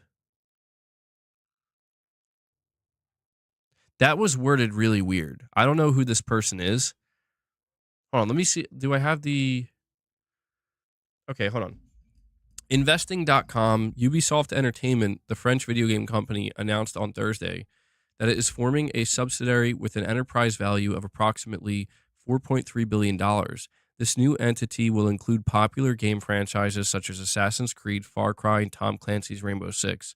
Chinese multinational conglomerate Tencent Holdings is set to invest, it says 1.16 billion euros for 25% stake in this newly formed subsidiary in exchange for a royalty. The new entity will hold licenses for the intellectual property of the games. Ubisoft, established by the Guillemot family in France, has been actively seeking new investors for its video game properties. The value of this new unit exceeds the current enterprise value of Ubisoft, indicating a significant milestone for the company. Ubisoft CEO Yves Guillemot shared his enthusiasm about the development, stating, "Today, Ubisoft is opening a new chapter in its history. This is a foundational step in changing Ubisoft's operating model that will enable us to be both agile and ambitious. The new subsidiary will not only include the teams working on the mentioned titles, but will also manage the back catalog and any forthcoming games under development. The strategic move by Ubisoft and Tencent's investments mark a significant moment in the gaming industry. Okay, so that was, I think, the official write-up. Gosh, what to make of this? What to make of this? It's not surprising per se because Ubisoft did announce that they were looking to do this, but I'm trying to understand the thing that. So here's the part that kind of confuses me a little bit. So it's a new subsidiary. Tencent owns 25%, but Tencent also holds the IP. So hold on, was the IP like sold to them? I mean, like just straight up, like Ubisoft no longer owns Assassin's Creed or Rainbow Six, or is it? I'm a little bit. I don't know. I'm a little bit confused by this. I'm not gonna lie.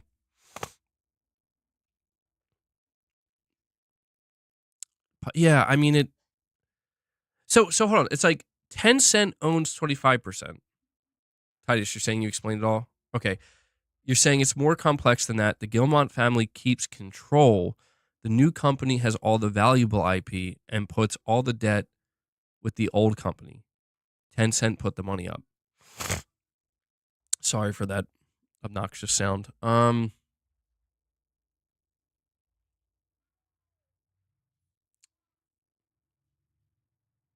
What's the name of the subsidiary? Is there a name for it?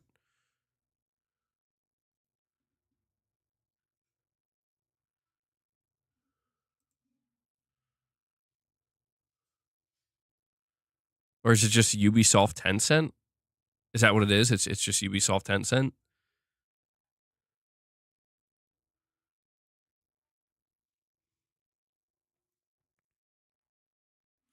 Okay, seeing Ubisoft trend is not helping because I'm just seeing people talking about the Elon Musk tweet. It's a little bit confusing, I'm not gonna lie. It's a little bit confusing. Ubicent. Ubicent, there you go.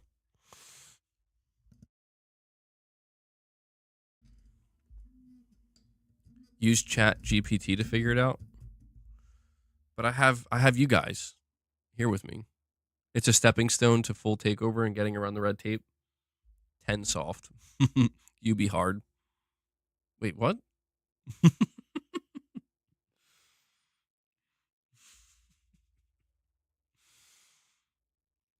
You be hard's the best one. Doesn't make any sense, but the old company will almost never make a profit either because they will lease it back to the old company. So corporate tax on profits will be almost nothing. All right, well, I guess the question I have then is what's the end goal here? I mean, somebody said it seems to be like Tencent basically taking over Ubisoft in its entirety. In the like that's the end game here. Ubisoft sold out to the CCP. Yeah, not good, man. Not gonna lie. Of all the places Ubisoft could have turned to, I mean, Tencent, bro.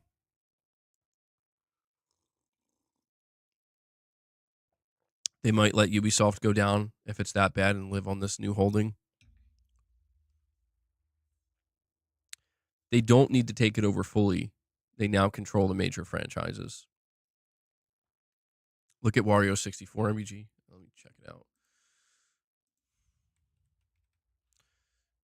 It's crazy to see what's happened to Ubisoft, man. Did he cover this news? Okay, here we go. Yeah, so Ubisoft announces the creation of a new subsidiary. Tencent will invest minority stake in this new subsidiary. The new subsidiary will focus on building game ecosystem design to become truly evergreen and multi-platform. So, like me trying to understand this at a high level, it seems like Ubisoft basically is just so desperate. Like they're in such survival mode that they're like, we're just gonna take our most valuable stuff, we're gonna plop it down for somebody to start like investing in. And the investment comes from not only the prospect of control, but also the prospect of you could maybe end up just consuming it entirely. But Ubisoft feels this is a necessary thing because their back's against the wall. Like they just need money. They need somebody, some entity, some company to support them, or they're going to sink, and it's just going to end up being a fire sale. I don't know if that's an accurate read. You think it's safe to say that Ubisoft will disappear slowly? Yeah, that's the question I have is there some kind of plan here? Like what's the plan from Ubisoft's perspective, right? Like how are they going to get out of this? Is there getting out of it? Does Sony own? No, I don't think so. No. It's pretty ill advised. The Gilmont family being guaranteed control was a leverage Tencent needed.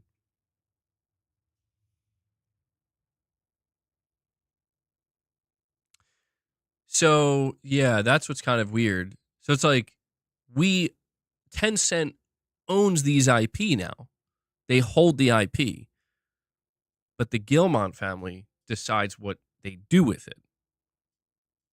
They just got a 1.5 billion cash injection. They will be fine. Yeah. Well, hmm. I guess we'll see what happens with it. I mean, I can't say it's surprising. Ubisoft has been really struggling, and I don't know what the future of Ubisoft holds. Wasn't Tencent super wokeified? Oh, I don't know.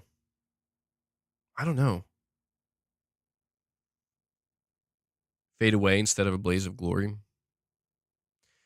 They protected their IP in case it goes down, and a curator is going to sell it off at an auction.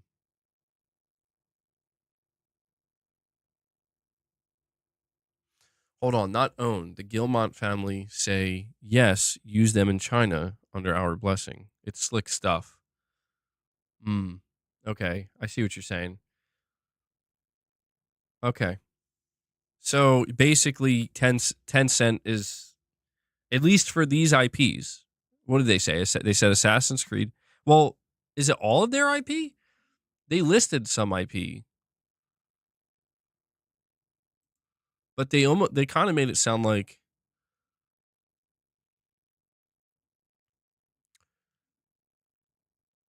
Assassin's Creed, Far Cry, Tom Clancy's Rainbow Six brands.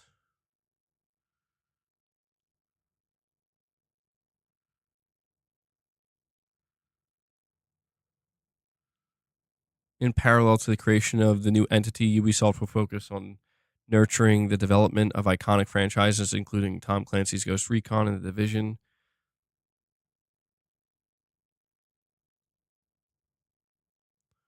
So it's just not Ubisoft anymore, then, right? So I guess ultimately this just Trouble. You're saying just seen it explained. Tencent now owns majority ownership of the IP. Ubi has minority ownership via the new company. So it's basically just Tencent now. Huh. Weird, man. Yeah, it comes off pretty slick. I'm not going to lie. Like, I feel like basically Ubisoft just sold to Tencent, but it's kind of reading like, no, no, no, no. They're still they're still Ubisoft. They're still just doing their thing. You know, it's like, huh. Well, I guess the bigger question, yeah, would be like what's the outcome we're expecting for their games now? Like, how are we expecting this to impact their games? They split off the IP into a new company, which Tencent has a majority and Ubisoft minority. So, shit.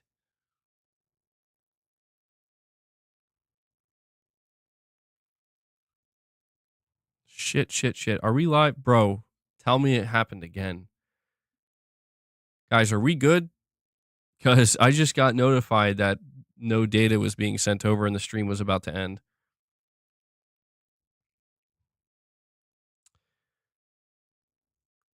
It says we're back. Okay. It almost happened again, dude. It's really windy outside again, dude. I think it's the weather.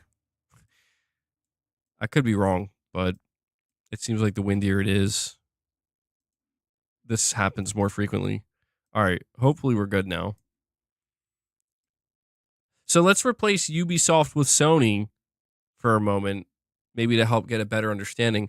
Basically, if Sony just did what Ubisoft just did, that would mean in reality, when we see games like Spider-Man 3 and Intergalactic 2 or whatever, and Last of Us Part 3, like they will say like Sony Interactive Entertainment, but they're basically made by Tencent.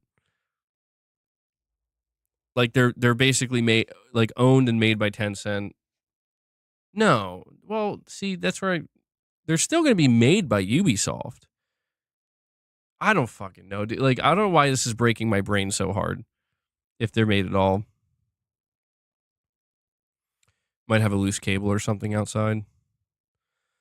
Might be best to hit up your service provider. If it keeps happening, yeah, I'll have to, because that obviously will become problematic. By the way, guys, if you haven't already, please take a moment and hit that like button. We're at 122 likes. I want to see if we can bump that up to 150. The more likes we get, the better it is for the stream and the channel. If Tencent makes it, they would expect to get credit for it. Shareholders don't make games. I guess, okay, so it seems to me that what this boils down to, and maybe this is my final understanding, is that Tencent essentially just gets to decide what happens with these games and, you know, how they're going to, like, what they want to do with them, ultimately. They basically are now in control of determining the fate of the future of these IPs. So hopefully that's it. Hopefully my understanding is good enough. It's a big fat who cares? It's above our pay grade. I guess the only question we should ask ourselves really is, so does this mean Ubisoft games are about to get better or worse? That's it. That's the question that needs answering. Are they going to get better or are they going to get worse? And I actually don't know. I don't have the answer to that. Devil Shooter is saying worse. I mean, yeah, Tencent does suck. From what I can tell, Tencent sucks. Is there anything good that Tencent makes? I'm like, I can't think of anything.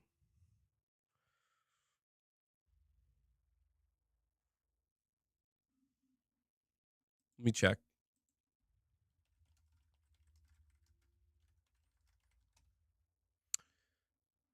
Oh.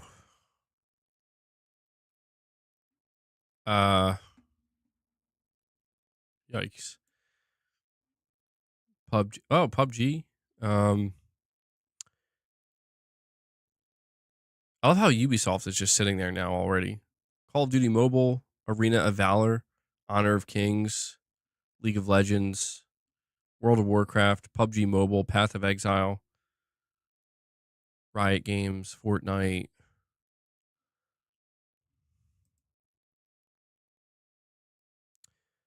Honor of Kings, I guess that's a mobile game, generates them 1.8. No, I think it's like $1.8 billion. They're involved with a lot of mobile stuff.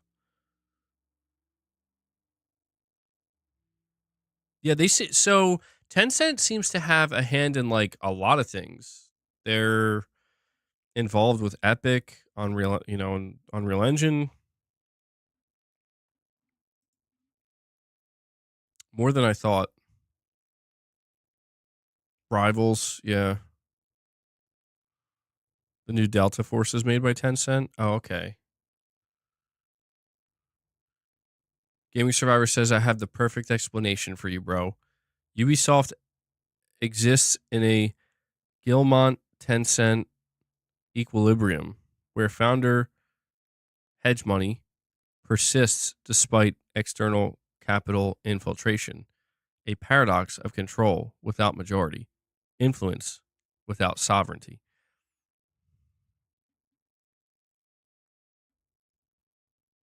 Wow, Gaming Survivor, I'm quite impressed. I have to admit, I'm quite impressed. You looked that up. Did you? He went to Gaming Survivor went to Chat GPT.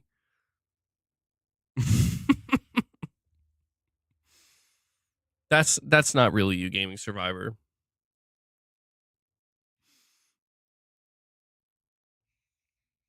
That was a Chat GPT-esque reply, but I think it's correct though.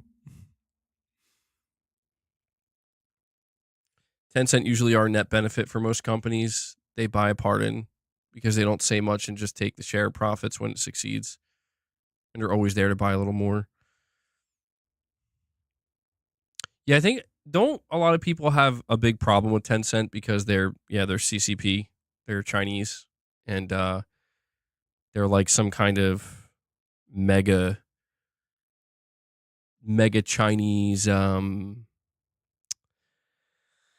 communistic corporation. I don't know. I agree with what that guy said, with what Johnny said. It's above my pay grade, man.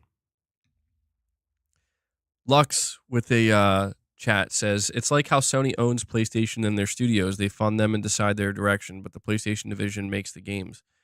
Tencent is the backers. I guess in that case, though, it would be 100% ownership rather than 25%. Lux is like, I got this one figured out, bro. Well, I guess we'll find out, man. We'll find out if this is going to help or hurt Ubisoft's games. Ubisoft has been hurting for a long time. Yeah, that Assassin's Creed Black Flag remake apparently is launching before the end of this year, I think. Let me double check that. I saw something on that earlier. There's a rumor.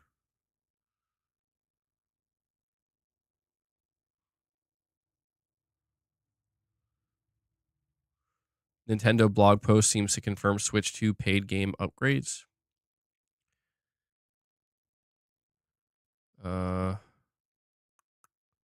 Assassin's Creed 4 Black Flag remake to launch before Hex, the next mainline Assassin's Creed. So I don't know if that means this year. Excuse me.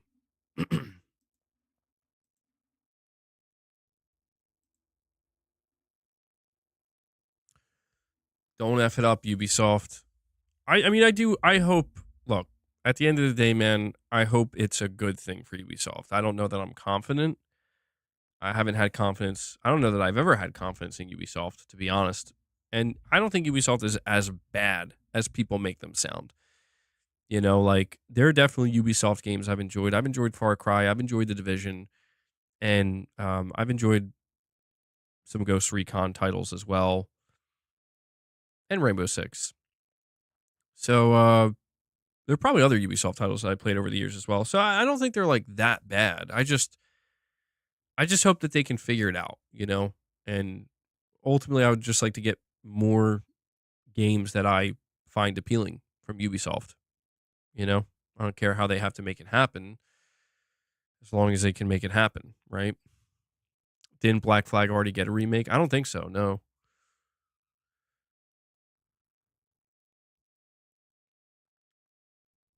So let's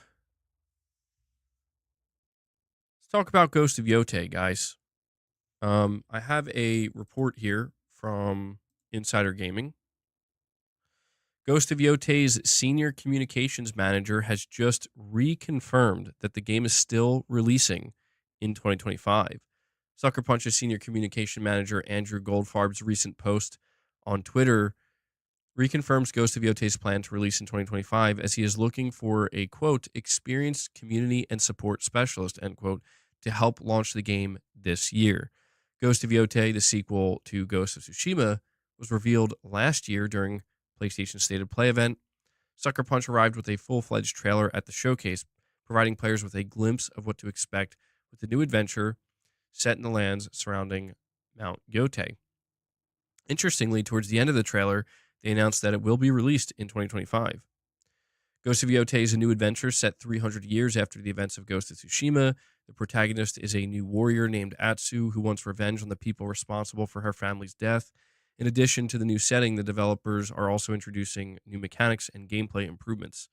Atsu will also wield more weapons than Jin Sakai, including an Odachi, a Kura, Kisarigama, I don't know if I'm saying that correctly, and dual katanas. Oh shit. When were dual katanas confirmed? I must have. Oh wait, yeah, they show that in the trailer. And on top of that, Sony did announce a Ghost of Tsushima Legends anime, which, god damn it, Sony's gonna get me to watch anime. But yeah, guys, I wanted to talk about Ghost of Yotei because people have been. I don't know that this is news per se. I don't know, man. I'm just looking for any excuse to talk about Ghost of Yotei. I'll be honest with you, but I have seen quite a few people recently talking about the idea of Ghost of Yotei getting delayed. I think people have been talking about this because, well, I mean, we're going into April and we still haven't seen anything more of Ghost of Yotei. And I think that's led people to assume that maybe it's having development issues or it's just going to end up suffering a delay and it's not coming out till maybe 2026. But, this is somebody, who's in a position at Sucker Punch to where when they put this post out, they're specifically saying, like, we're looking to release it this year.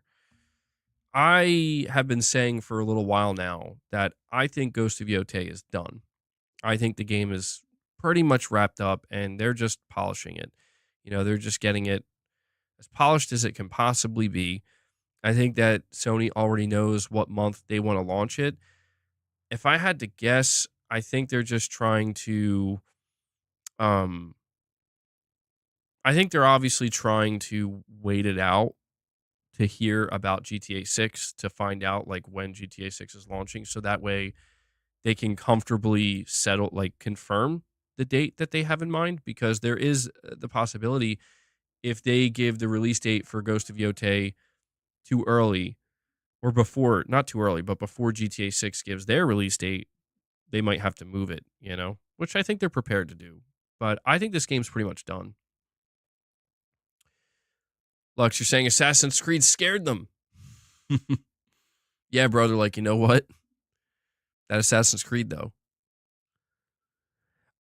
I think Ghost of Yotei is going to be much better received than Assassin's Creed, though. And I'm not even saying that to, like, feed into the negativity that exists right now for Assassin's Creed because I'm not really part of that. I don't really care either way. But I just have much more confidence in Sucker Punch, mainly because I think Ghost of Tsushima, I'll be honest, I think when it comes to the Metacritic scores and like the reviews it got, I don't think it reviewed as highly as it should have. Not that it matters, but I just think that Ghost of Tsushima is not an 83. I think it's much closer to something like an 87 or an 88. For me, it's closer to something like a 90, 91. I really enjoyed it that much. But I think Ghost of Yotei, because there were shortcomings in Ghost of Tsushima. It wasn't a perfect game. There were definitely things that you could tell could use more refining, and with Ghost of Yotei, they can improve. I think Ghost of Yotei, considering the formula was already established with Tsushima, and they've had plenty of time to work on it, and plenty of time to, again, refine and maybe flesh things out a little bit more.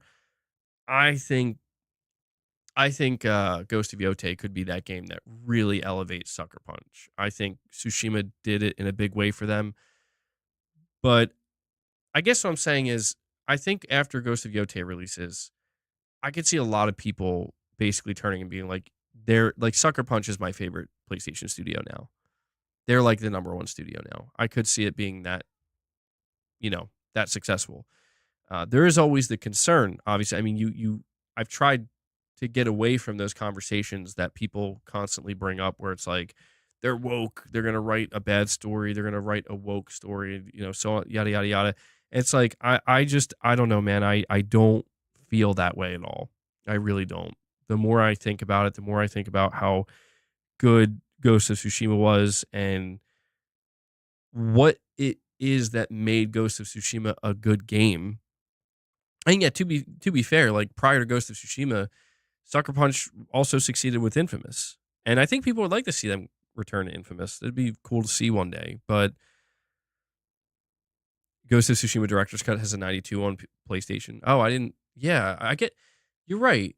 I think I forgot that the Director's Cut came out and got re-reviewed.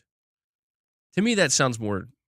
That sounds deserving. That sounds more accurate. If you look at the user score for Ghost of Tsushima on Metacritic, I think it's very high.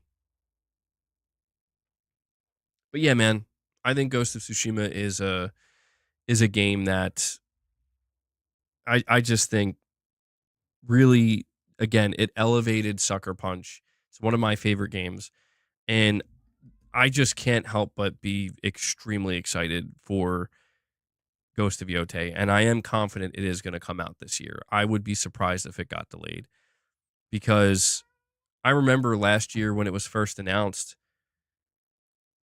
it it just kind of gave this sense, boss, bro, chill. When Ghost of Yotei was first announced last year, it gave me this sense of like, man, there's a reason they waited this long to show this game because they could have shown it at any time. I don't know what boss is doing. I don't know if that's coming through the mic. Boss is crazy hopped up on that catnip. Ghost of Tsushima is a must play Sony title. I agree. I do agree.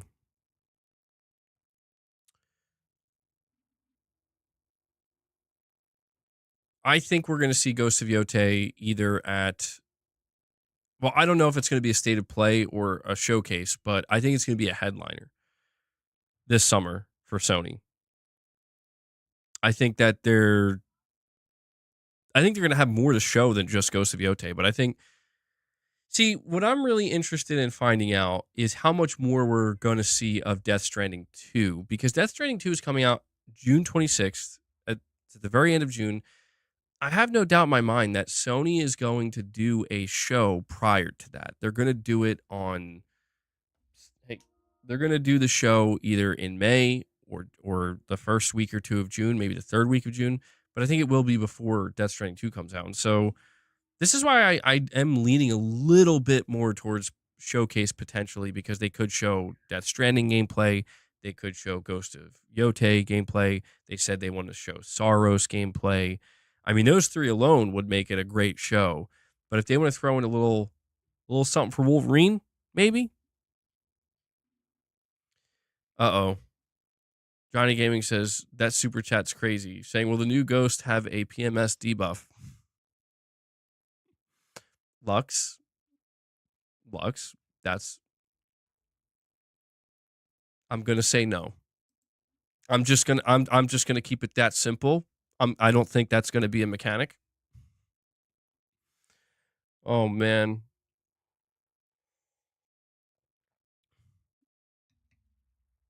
John B, don't ask questions. Don't ask questions. You think Yotei might struggle in sales due to samurai game fatigue? I I mean, yeah, there is a lot. There are a lot of these types of games. More than there were when Tsushima came out, but for me I think it's more about the execution more than anything. I think when Sucker Punch does show off gameplay for Yotei, I mean, I think they're going to have to really, it's going to have to pop. Excuse me. It's going to have to pop a little bit. And I think they're gonna have a couple, a few surprises up their sleeve.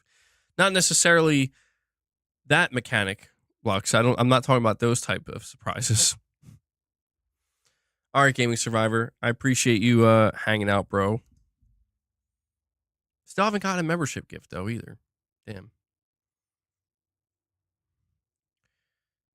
Samurai fatigue could be a thing. They really have to make Yotei stand out to compare uh when compared to other samurai games. Yeah, I do wonder if this is something that um that Sucker Punch prepared for. It's a difficult thing because I don't know if they assumed there would be an uptick in like samurai type games like this. I mean, when they saw the success of Ghost of Tsushima, maybe they anticipated that, but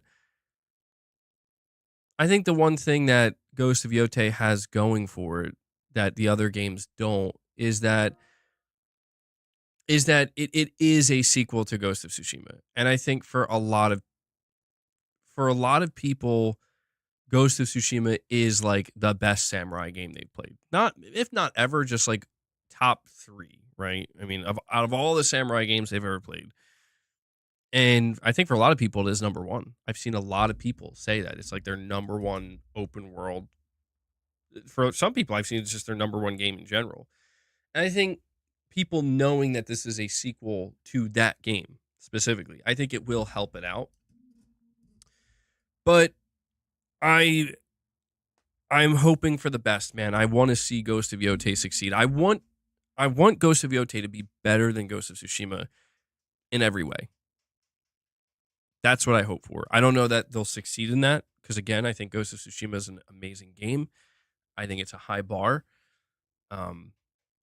Sometimes sequels end up, if not underwhelming, just not being able to match the first game. But I'm rooting for it, man. I want to see Sucker Punch really reach that next level. Yeah, Sekiro, I think for a lot of people is their number 1. The soundtrack in the trailer sounded like a Western. I feel like there will be a Red Dead influence. Yeah, people were talking about that. And Lux, you're saying with the super chat, it does feel like a new samurai game every month. Now that I guess I didn't really think about that. Like, yeah, it does feel like we've been getting a lot of samurai games revealed and releasing.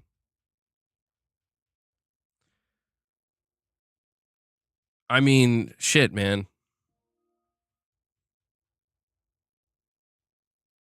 Rise of the Ronin. I mean, I remember when Rise of the Ronin was revealed, people were like, bro, is this poor man's Ghost of Tsushima? Now, it's a shame because like Rise of the Ronin was a really good game.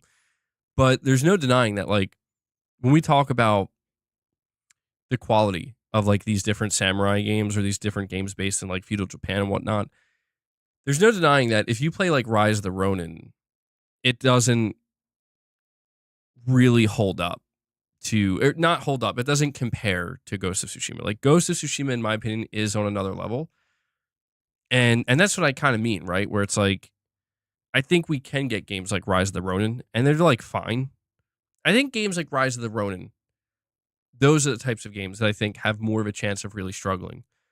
Because, or even like, I don't know, we look at Assassin's Creed and I mean, I'll be honest, man, I think Assassin's Creed is it seems like it's a fine game, but I just don't know that I could see Ghost of Yotei kind of lapping it. You know what I mean?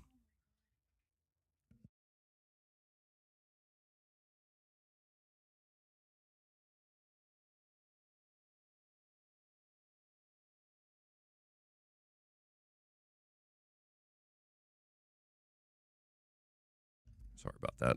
Chair's always in the way. I could see Ghost of Yotei basically lapping uh, Assassin's Creed ultimately. And again, that's my confidence level in it. I could be wrong. Maybe Ghost of Yotei comes out and it reviews the same or something. But I hope it has the edge. I think it will have the edge. And I think if it has that edge, I don't know that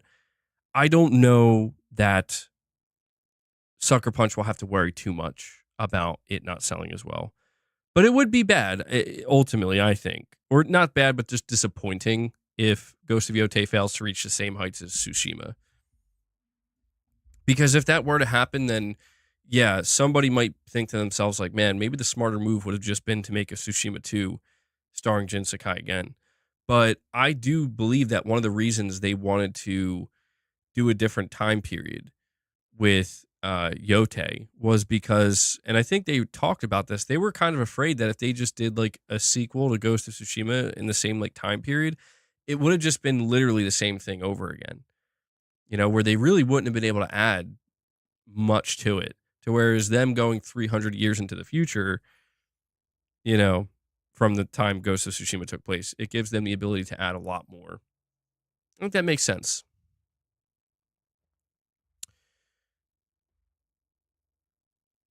Might just be more the same, which is good, but not great. It would have been a safe bet, I think. Lux, you're saying my favorite samurai game is Cyberpunk. Wake up, samurai. Wake up, samurai. MRPD. MRPD renews his membership. Comes back to greatness awaits. Bro, thank you so much for that. I'm going to give you a MRPD. MRPD, thank you, bro. That brings us to 111. 111. That's how many memberships we got today, bro. Thank you guys so much for the support. And Sean Mitchell with a super chat says, watch what you say, MBG. Ubisoft don't do units sold like Sucker Punch. They do players played. Yeah, that's true. I saw that they announced 3 million. And I don't know. I don't know. I don't know if it's a success, if it's a failure, it seems like it's doing okay, right? Like I don't know that Assassin's Creed Shadows is like, you know, exploding. I don't know that it's tanking either. I think it's just doing okay. But in terms of like comparing it to Ghost of Tsushima, it is interesting to think, dude, that, well, see, here's another thing that's worth considering. Think about the time that Ghost of Tsushima released, bro. Ghost of Tsushima released in the middle of the pandemic. And I think it, you know, every game that released, especially every AAA game that released during that time, I think got a major boost. I mean, Ghost of Tsushima, I was kind of shocked when I found out how much it sold. Where it's like it sold over 10 million units in like a year and a half or something, or almost 2 years. I'm like, that for a brand new IP from a studio that I don't think has ever gotten anywhere close to selling that many units. That's pretty nuts. So I don't know if maybe like this time around it could be that, well, Ghost of Tsushima launches July 2020 in the middle of a global pandemic versus Ghost of Yotei launches in 2025. And I don't know. I hope it does well. I think it'll do well. But there is a greater possibility with, yeah, there's more samurai games on the market now. There's just overall more competition in that space. And there's also not a global pandemic. Less people are indoors. So it could have an impact on it to a degree. But I think it'll be a success overall. It took 5 days to get to 3 million MBG. It's dropping off now, I think. And I ain't no grifter. I just had enough of Ubisoft.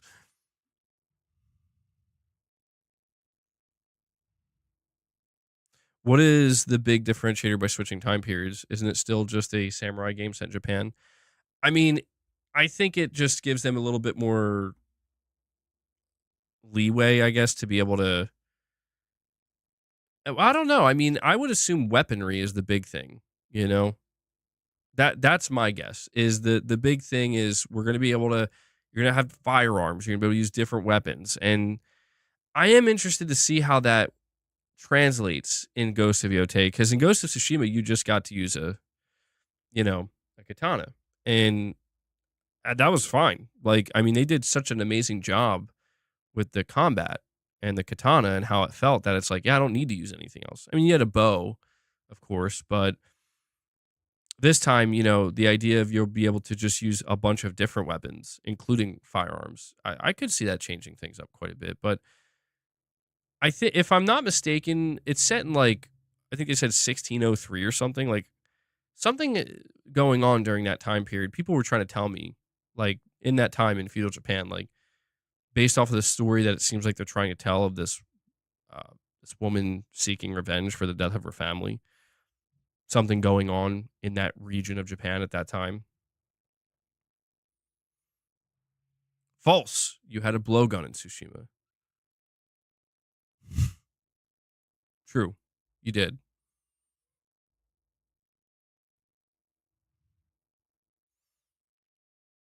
With Yotei, you're gonna have the freedom to go in stealth or charge right in.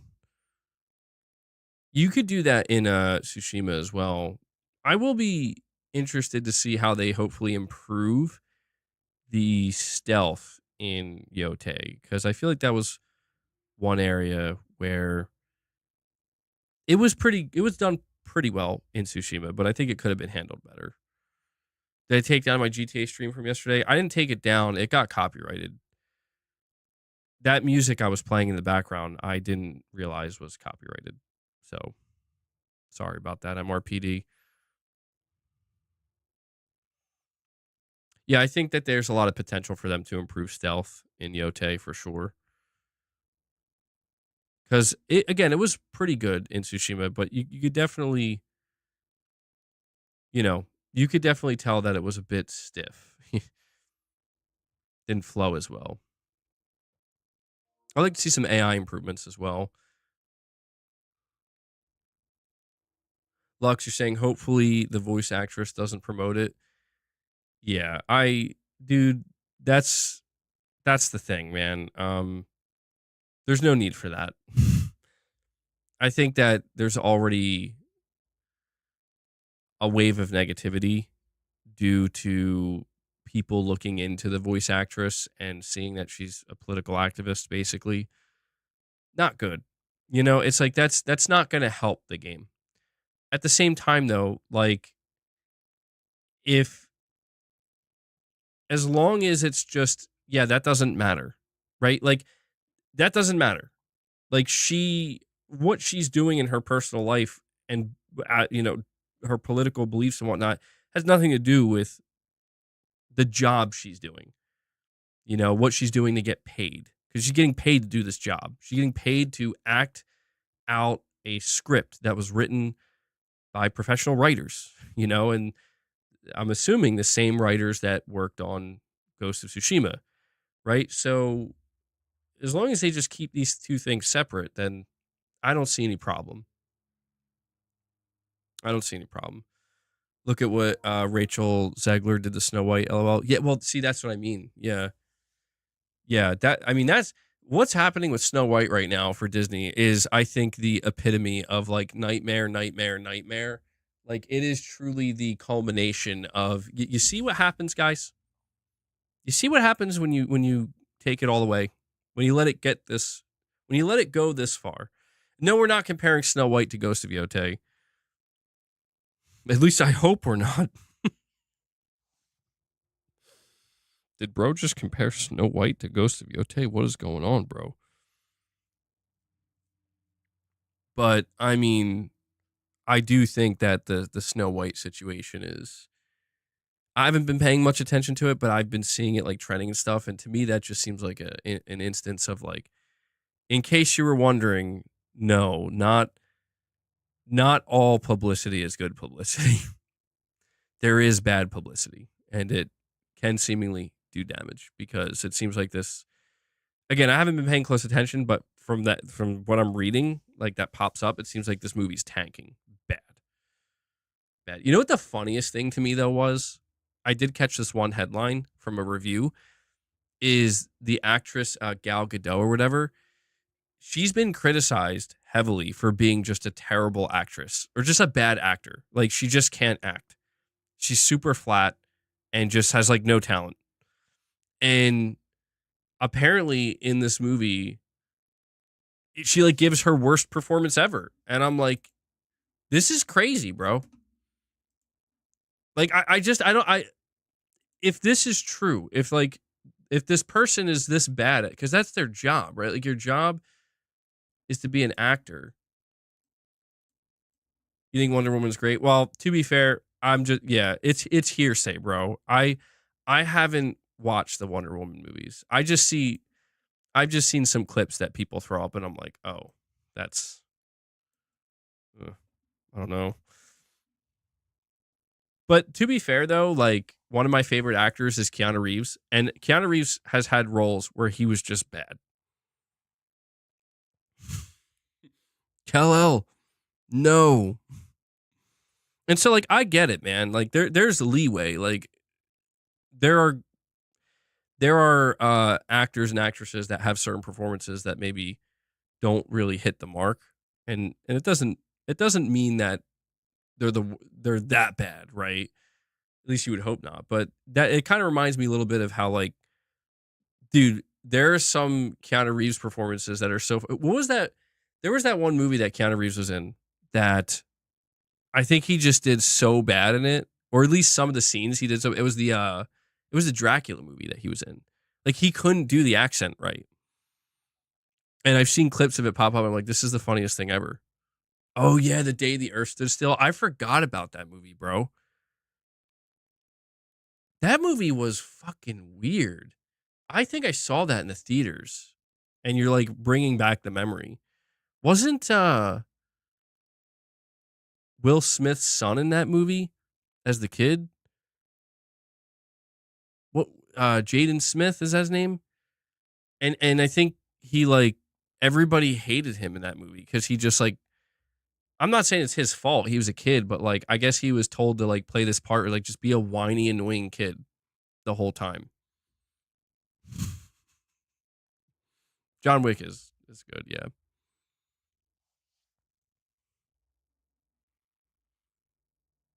Silent Poet with a $5 chat says, Erika Ishii is clearly crazy, but she is a gamer, and I'd much rather see her play Atsu than some actor who has never even touched a controller.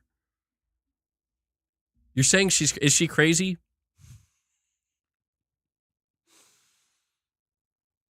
Well, shit, man. They should hire me. I'm crazy and I'm a gamer. Garrett says no, she's not crazy. I don't care. Dude, I don't want to know. I don't want to know, bro. You know?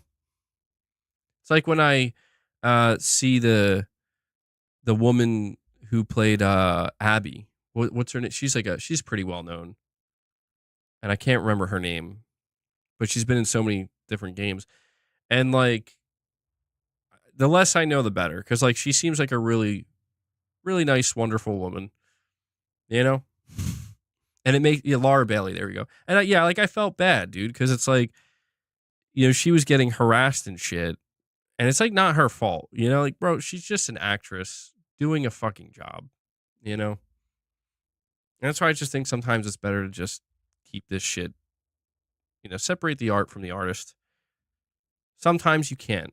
And I understand that. I'm not saying you should in every case, but in most cases, in like 98% of cases, I think it's best to just separate the art from the artist. Generic White Male, a member for 15 months, says, to whoever gifted me a sub, thank you. Currently at a surgeon's office waiting to see if I'm going to get my gallbladder taken out. Well, damn. Well, yeah, to whoever gifted Generic White Male, good stuff. And good luck, bro. Good luck. Gallbladder surgery.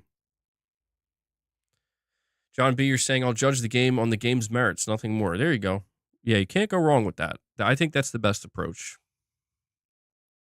That's the approach I'm taking with games these days. Keanu's English accent was diabolical, but Lucy looked like my girlfriend at the time, so good times. Dude, what's that other scene from Keanu Reeves? Is it from Point Break, I think? Where he's like, I am an FBI agent.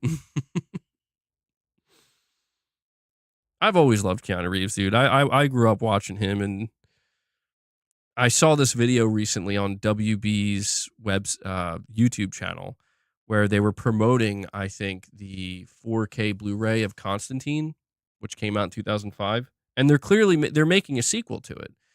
And Keanu's just super excited to play that role again, and he seems like a really cool dude.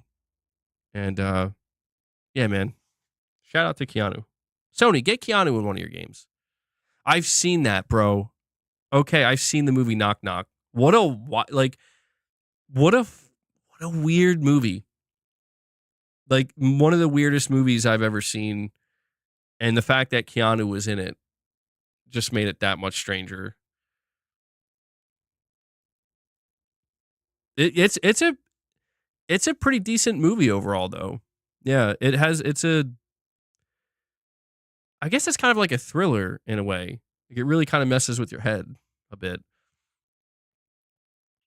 Yeah, that's the one, MRPD. That ending though, right? That ending.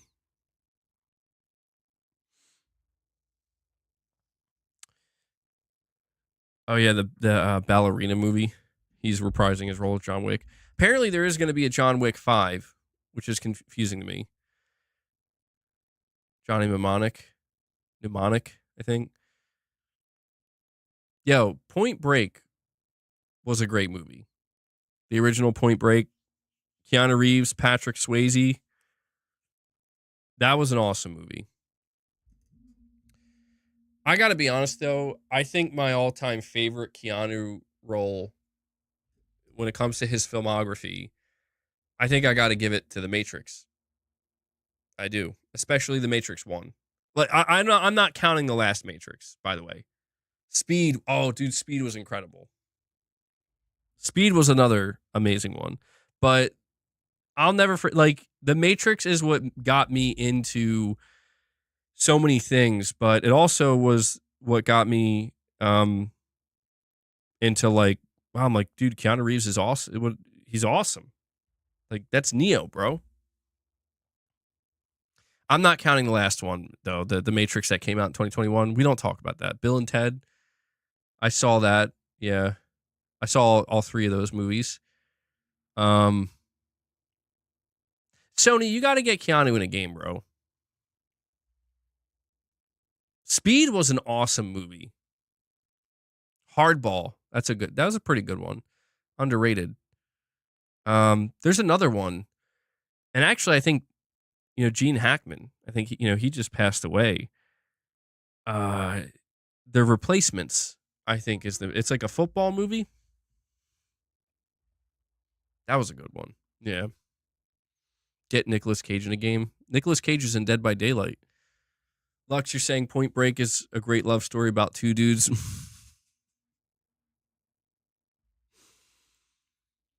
It's a beautiful movie.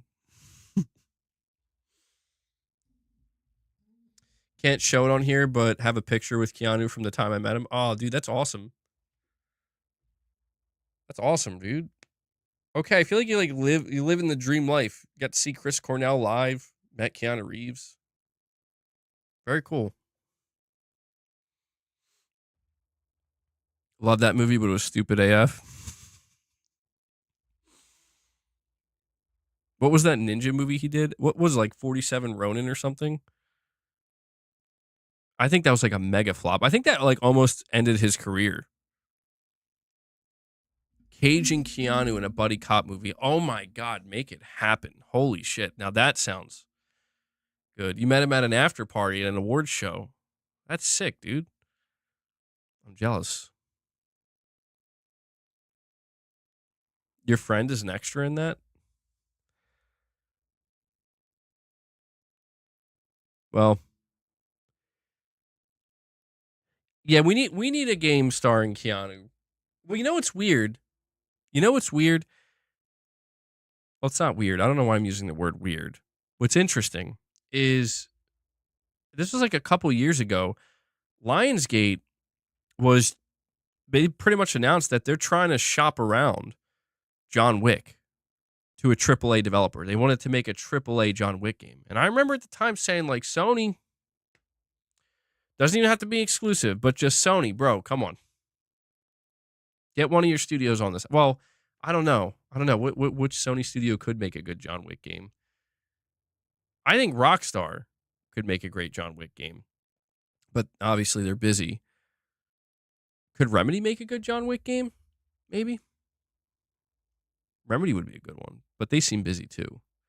The point is, we need a really good AAA John Wick game. I don't know how this hasn't happened yet, but apparently they were shopping it around a couple years ago, and I wonder if they ever found anybody. And you would imagine they would have to get Keanu Reeves, right? Because it's like, I mean, how could you not? It wouldn't make any sense.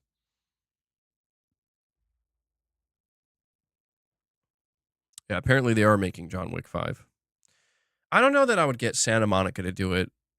The only reason I say that is because you need a studio that has experience with, making a shooter of some kind, a third-person shooter. And I don't know that Santa Monica would be the one to do that. Although they could be good potentially with like hand-to-hand combat stuff, because there is a lot of hand-to-hand combat in those movies.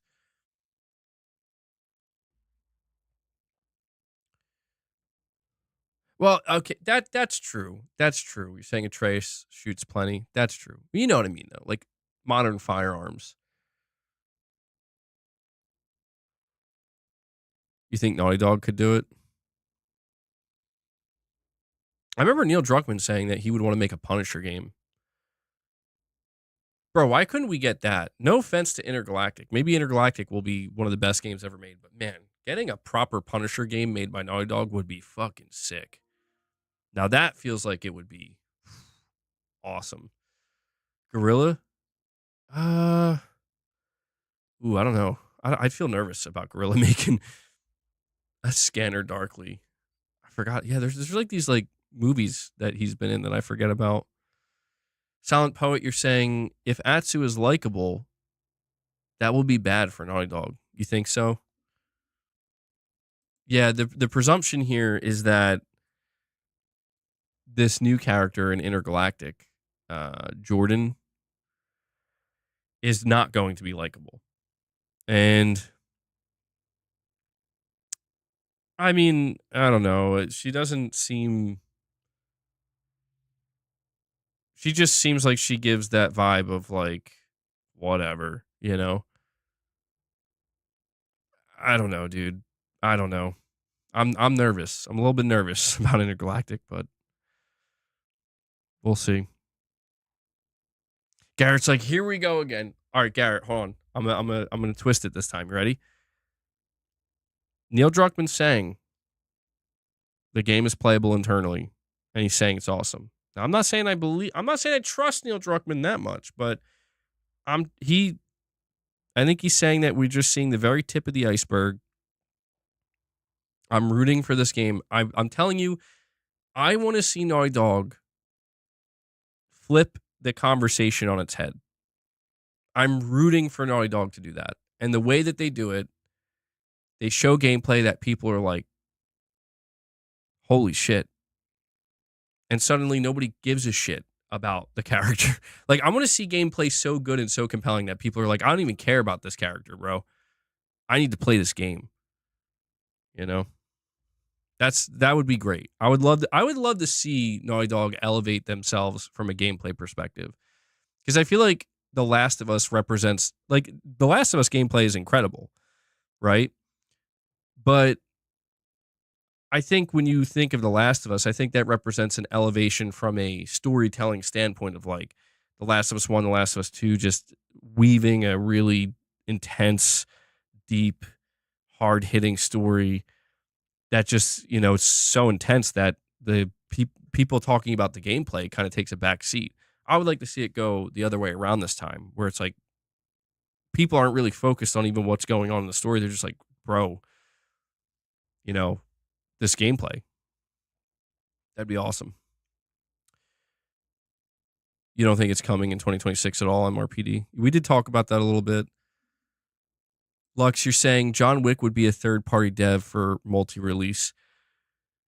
Yeah, I I mean, I think of Remedy as a studio that could do a really good AAA John Wick game with really good shooting. Jordan has toxic masculinity energy. Oh man, something ain't right about that sentence, man. Dark Cloud, you're saying you're only on PlayStation for about 2 years. After that, you're going green. Wait, wait. So you're saying you're sticking with PlayStation for 2 more years and then like going Xbox? Or I'm confused, Dark Cloud. I don't understand.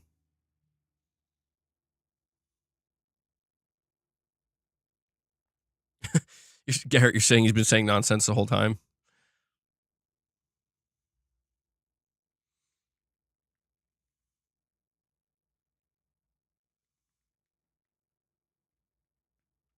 Yo, how funny would it be if one of the gameplay mechanics, one of the features, not a gameplay mechanic, but a feature in Intergalactic is her hair grows in like real time, like some Red Dead Redemption 2 stuff. And that's why they're like kind of trolling you with it, where it's like, that's why we showed you her shaving her head. There's like a day night cycle, and over time her hair grows in. It'd be so funny, bro. It'd be so pointless and so stupid, but pretty funny. I love that. MRPD. See, that's my favorite. That they want to just they want to make her bald just so it's easier. Easier design, less work, coding, programming. We don't want to deal with that shit. MBG, don't you want bald representation? Absolutely. If I had it my way, every character would be bald.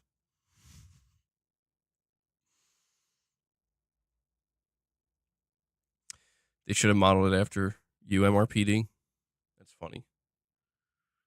That's funny, man. Yeah, I don't know. 10 million copies sold in 2 hours.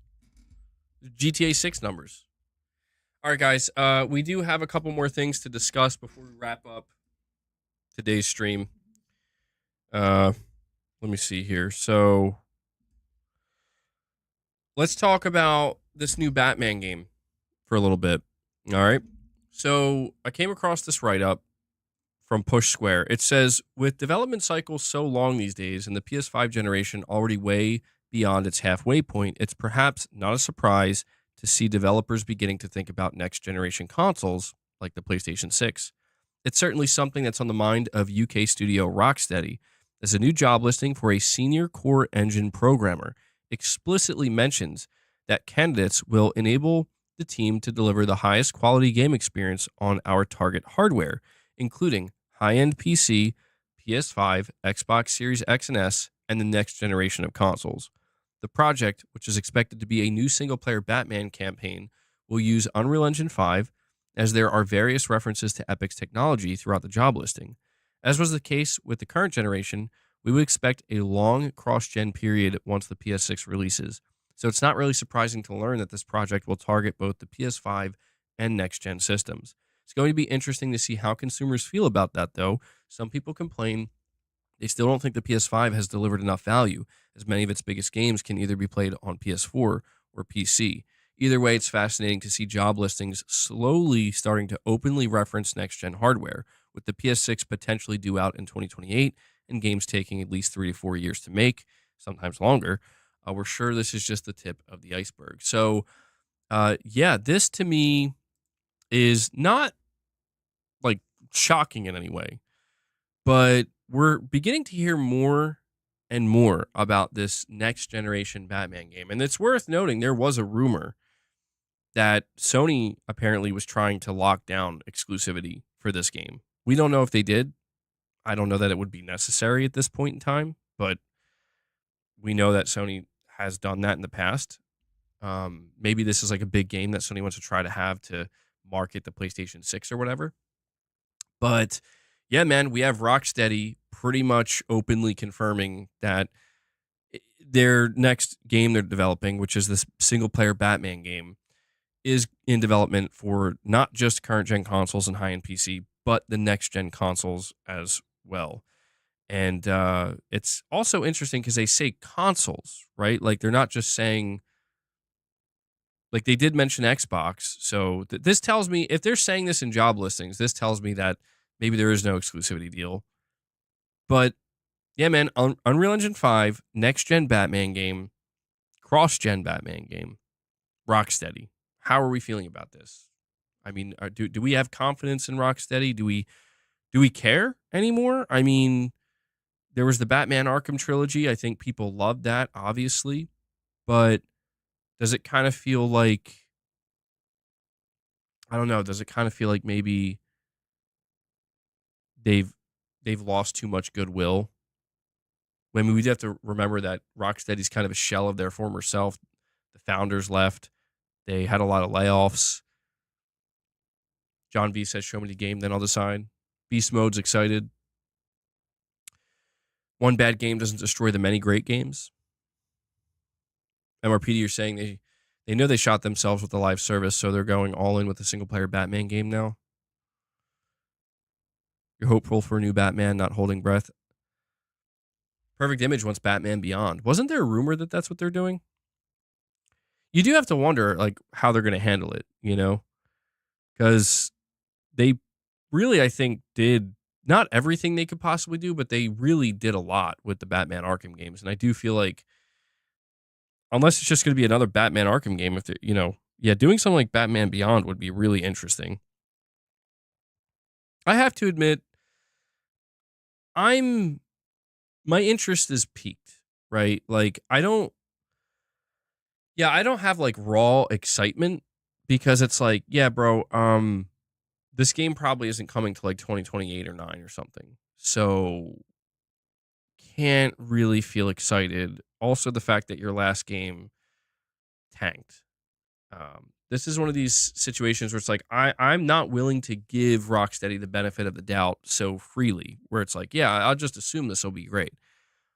But what I will say is it has way more potential to be great than their previous project. Because I remember when we heard that they were working on a Suicide Squad game, I immediately was like, It was before we heard it was a live service, but I just thought, like, why? Like, I'm not saying you have to make another Batman game, but like, why would you think going from Batman to Suicide Squad is like, what are you doing? And then when we found out it was a live service, I'm like, oh shit. And then we saw it was basically a looter shooter or whatever. And that's when I just face palmed. Like, there ain't no way that this is what they cooked up after 9 years.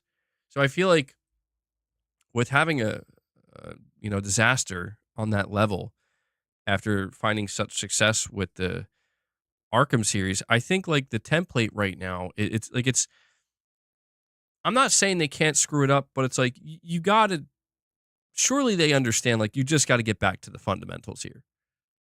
Okay? Doesn't even have to be an open world game. You just got to make a good, solid ass, fun to play single player Batman game. It can't be that hard, especially because you did it before. You know?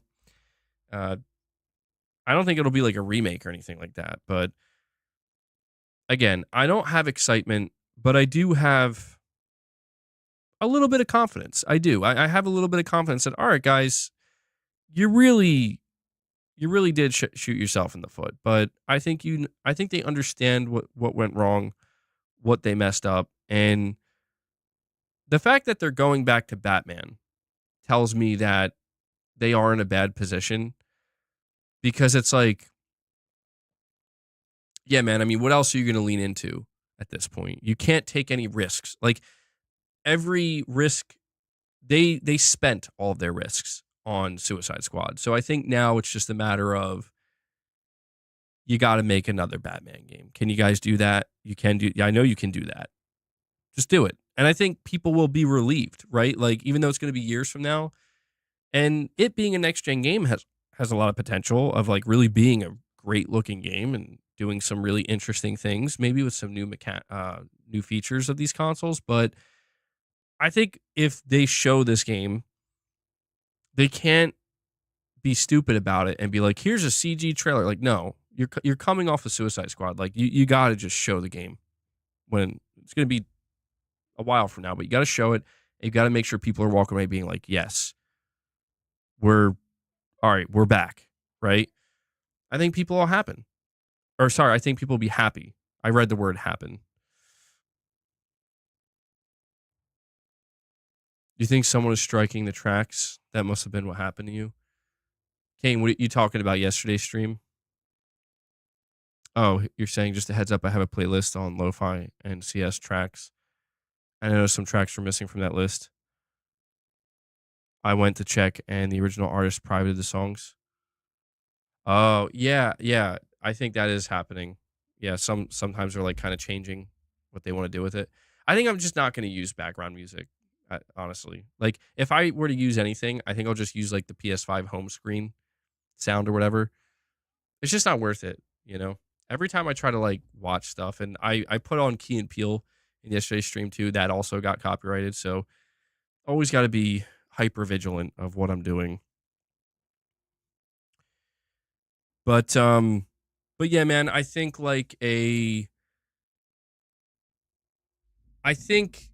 people will be quick to forgive Rocksteady and be back on board with them if they just give people what they want. I think that's all it comes down to, man. I think a lot of these studios and publishers they just stray too far away from like just give the people what they want, bro.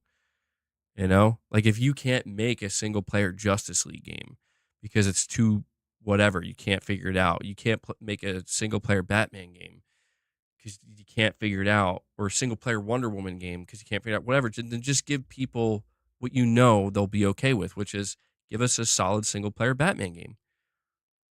Yeah, people will be happy about that. That's it. I feel like that's just all that they got to do. And so I'm happy to hear that they're on the right track. But yeah, it'll be a cross-gen game. They're already targeting PS6. I hope the studio survives long enough. I hope nothing goes wrong. I hope development goes well. Because if development doesn't go well, yeah, Rocksteady I don't think is going to survive. They got to be locked in. Who's going to even remember who Rocksteady is by the time the game releases? No one will care. It's dicey if the studio even survives long enough to complete a game. There is that risk, yeah. I mean, I think that there will be a lot of people who still remember the Arkham games by the time it comes out. It'll have been a long time, but I think people will remember it. And I think for a lot of people, it'll feel new. For people who didn't play the Arkham games, and that's an advantage. I think that can work to their advantage where it's like, you got new eyes on you now. As long as you made the game look good and play good, you got new people. You know, it's a new chance. But yeah, they're gonna have to hit those development milestones and not flounder. So I just wanted to be sure to cover this topic and talk about it a little bit, because I'm going to be keeping an eye on this game. I don't know how much we're going to continue to hear. Most of what we learn will probably be through job listings, but I do suspect that this Batman game will likely be a title that in the coming years shows up at a PlayStation event.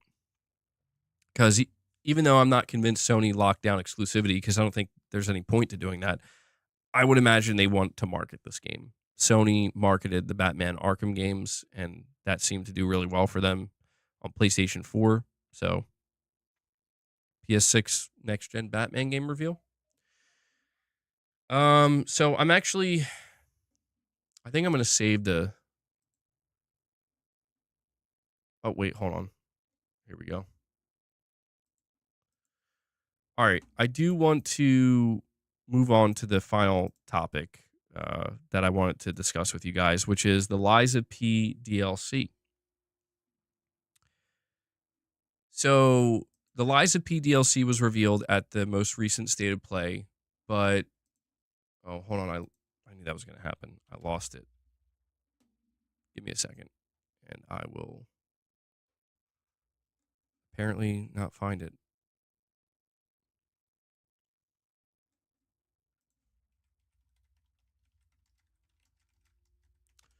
Apparently Reddit's down. Okay, here we go. So Liza P DLC was revealed at Sony's most recent State of Play. and it looks amazing. I don't know how many of you guys have played Lies of P, but it's an awesome game. Was the first 2 hours of the stream talking about Yotei? No, MRPD. We talked about a bunch of stuff. We talked about Nintendo. We talked about we had some next gen conversation. We were all over the place pretty much for the first 2 hours.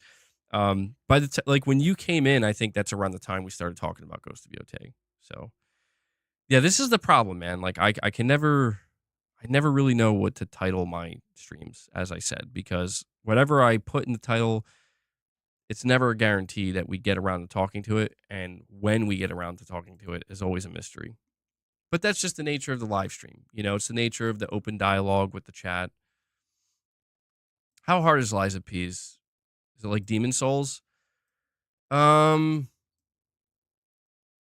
I would say it's pretty close in terms of difficulty. I do think Demon Souls can be more frustrating in a way with certain boss battles, but Liza P, I would say, definitely has some skill checks in it. You know, like when you're playing Liza P, there are certain boss battles, like 3 or 4 throughout the game, where it's like, okay, you're up against the wall now. Like this is the skill check. And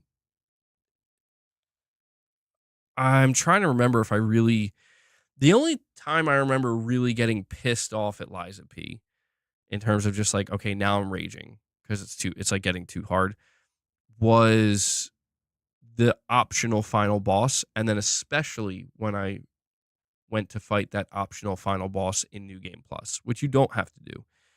That's when I started getting pissed off because I'm like, this is pushing my limits on like what I'm capable of doing.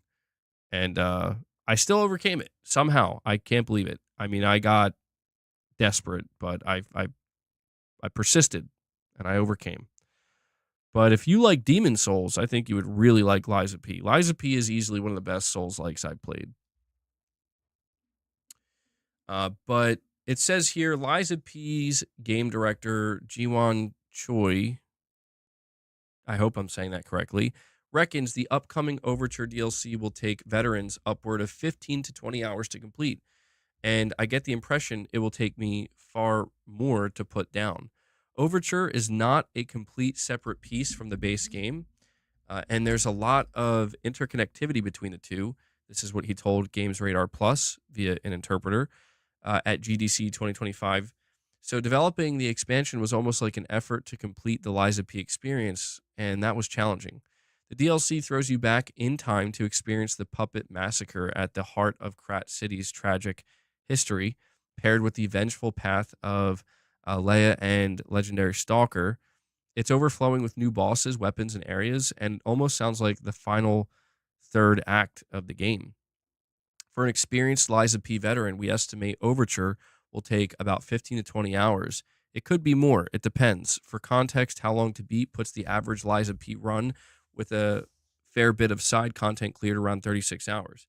So they say here the expansion ended up being a mix of new ideas, additions informed by player feedback, and unused ideas that the team couldn't fit into Liza P itself due to production constraints.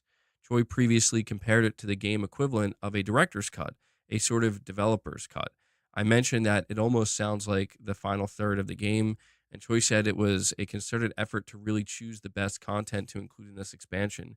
When we released the base game, we had to prioritize, as we mentioned, to do the best quality, so we couldn't deliver everything at once because we wanted to make sure what we can deliver is the best possible quality.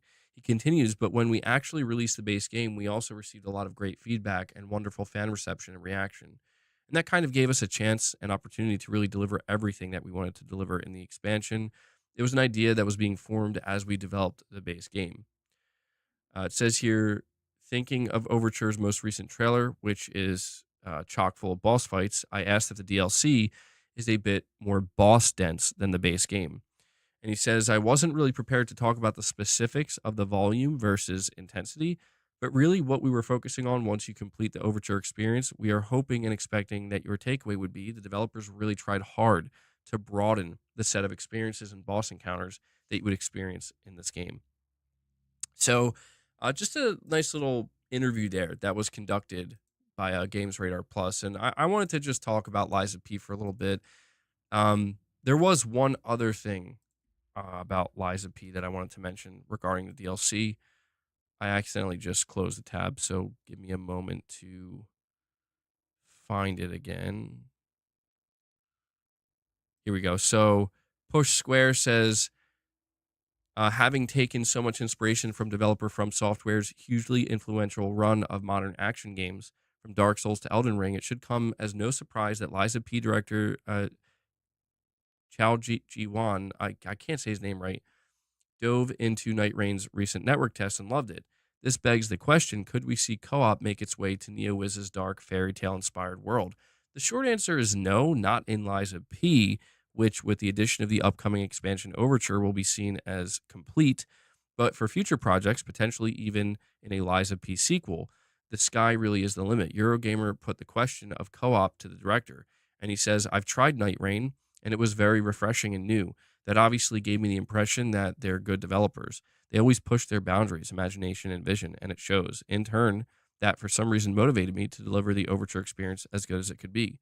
From the outset, Liza P was envisioned as a high-quality premium single-player action game, and NeoWiz certainly delivered that. Still, the developer wants to go beyond simply putting a fresh, unique spin on what From Software has already done, and he says, we definitely are open to any sort of consideration in the future instead of trying to predict how the new Souls-like genre is going to be in the future.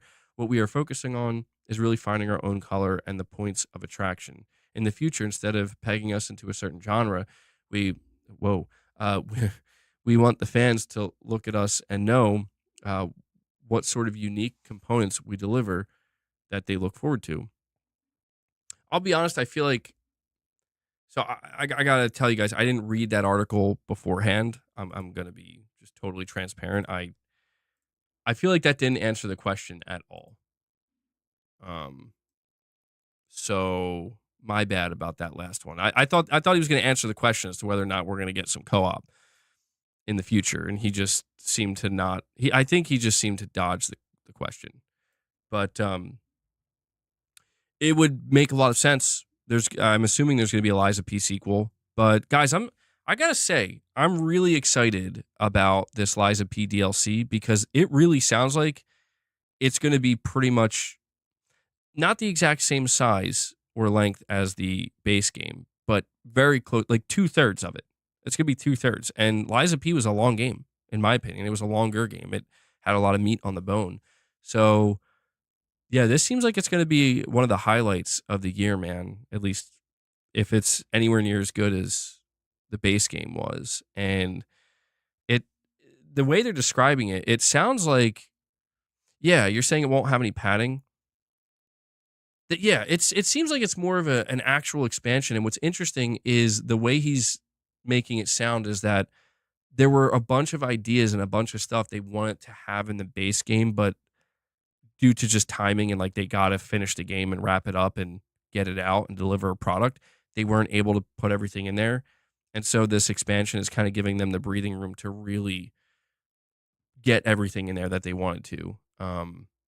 I mean, they're even referring to it as like kind of the third, like a third of the game. Like it almost seems to me like this was supposed to be in the main game, but it just wasn't feasible for them to have it there due to, again, like it would just extend the development pipeline. They got to make money, you know. And so I'm happy that they were able to see it through and make it. And yeah, that trailer, if you go back and watch it, it does have an insane amount of bosses that they're showing off. And so the question that they didn't ask, but I am curious about, is the difficulty. Because somebody asked me earlier about Liza P, is it as difficult as Demon Souls? It can be challenging at times. And again, there are definitely some skill check boss battles. I do wonder if this DLC is going to be kind of similar to Elden Ring, where it's like, oh yeah, no, this is going to be like 10 times harder. Like, no doubt about it. Like, it's going to be like 10 times harder. Or if it's going to be about the same. Or if it's going to vary. Liza P is your second favorite after Sekiro. You beat Demon Souls by glitching all the bosses? Nice, bro. They should, listen, if they do make a sequel to Liza P, though, they should add co-op.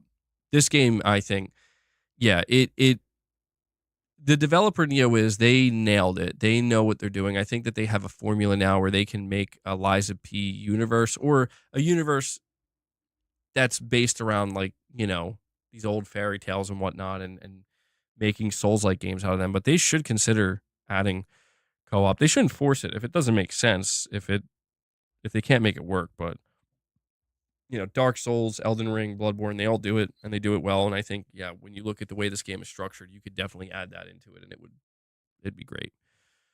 Whoever says Demon Souls is harder than Lies of P is lying. I don't think Demon Souls is harder than Lies of P. The thing about Demon Souls is I think when you play it, again, you can tell like in certain boss battles and in certain things you encounter, like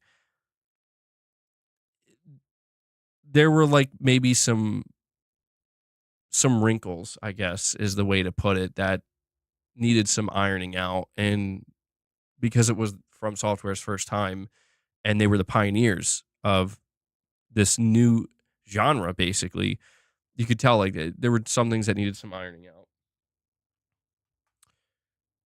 So I don't think Demon Souls is harder. I don't think it's more difficult than Lies of P. I do think that Demon Souls can be more frustrating than Lies of P due to certain limitations. Guys, don't fight each other.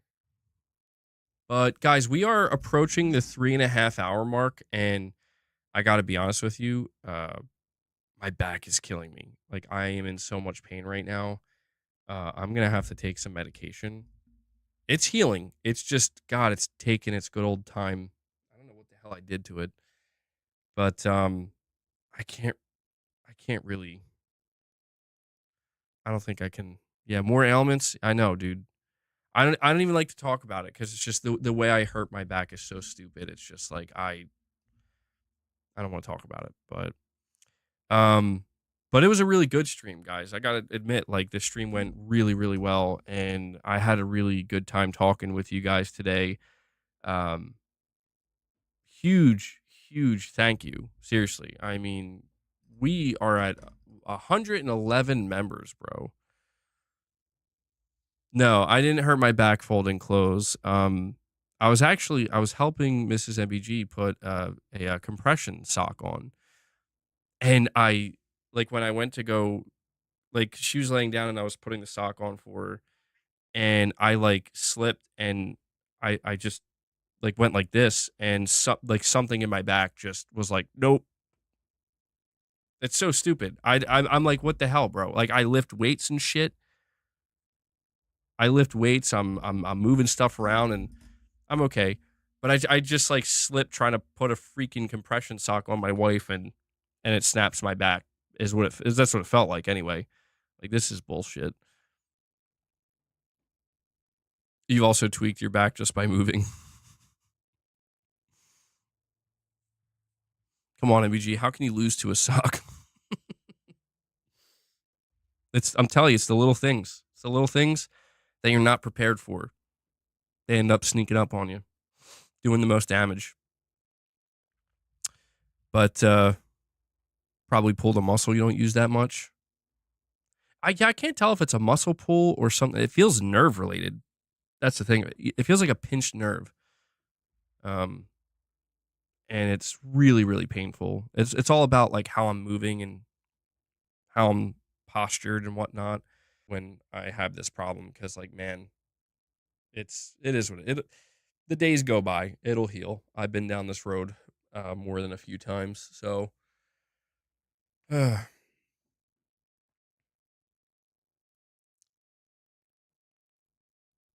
sciatica. Get a good massage. It'll work wonders for those pinched nerves. Yeah, I've been trying to massage it out, but it's like I feel like I'm like tenderizing my fucking muscles on my back and my body, and it's just like not doing anything. I have one of those things, like one of those back massagers or whatever. It like vibrates like violently, and I guess like try to break up like muscle knots or whatever. And I used it, and it just didn't do anything.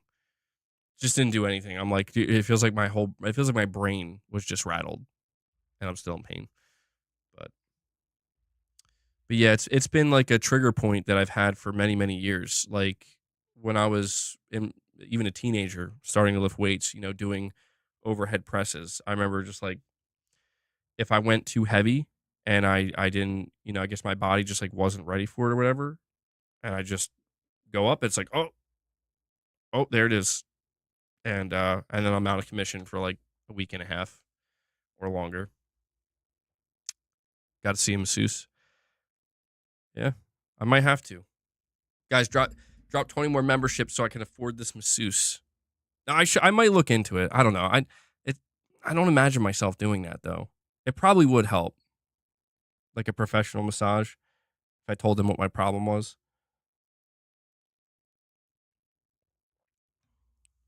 A hot bath can help. Well, you know what I think will help it? Playing some Xbox games. I think that'll help it. I think that will soothe my nerves. So that's what I'm gonna do. I'm gonna hop off, boot up some Xbox games. Oh, did I say Xbox? I meant PlayStation. My bad. Shit. Oh, I let that slip. Beast Mode's like, oh, here we go, bro.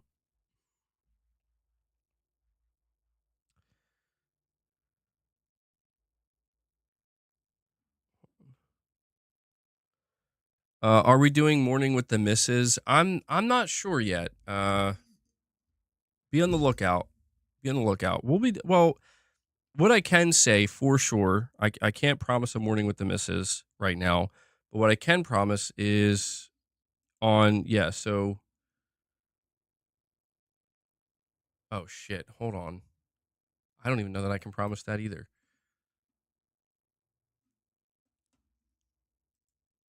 Hold on one sec. What?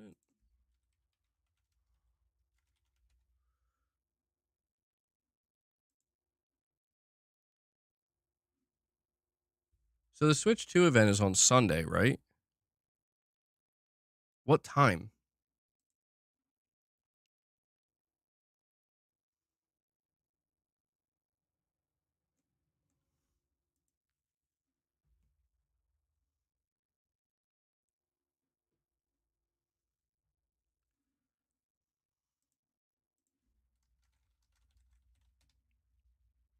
April 2nd, 6 a.m. PD. Oh, that's 9 in the morning?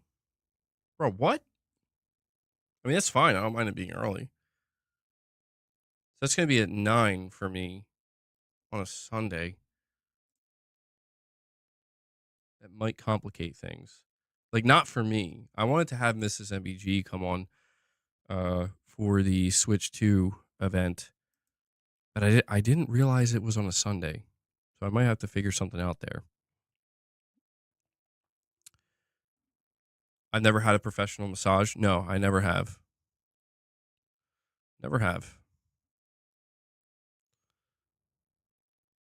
But yeah, just be on the lookout. We'll be doing something. We'll be doing something soon. I don't know what though.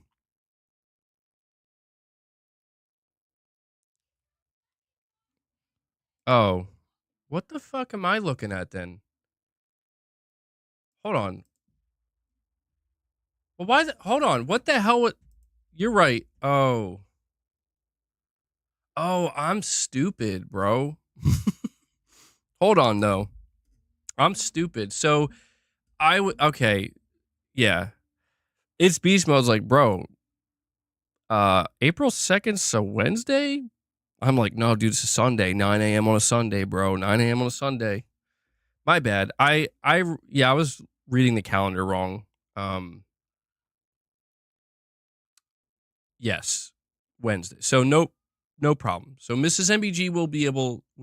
She will be part of the Switch 2 event stream that we do. My bad. Yeah, I was looking at it. I was actually looking at March 2nd. That's why March 2nd's on a Sunday. But yeah, April 2nd is Wednesday.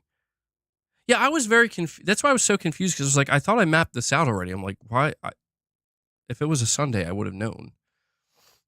So anyway, yeah, at the very least, what we will be doing very soon is we'll be doing an event reaction. We'll react to the Switch 2, bring Mrs.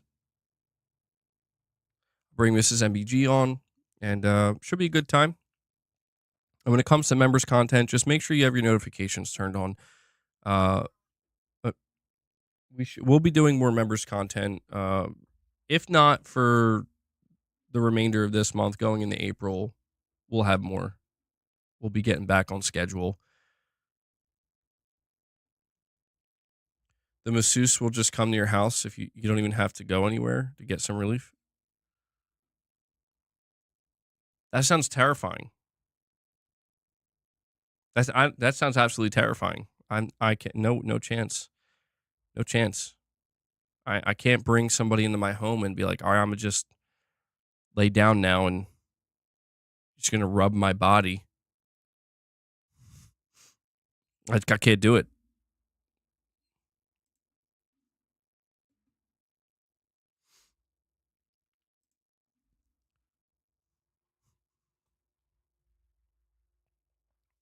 Thank you, Beast Mode. Is it the mold? Oh, here we go. All right.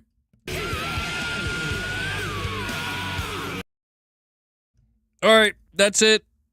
That does it for today's. Oh God, that does it for today's stream. Thank you guys so much. I'm gonna head out now, guys.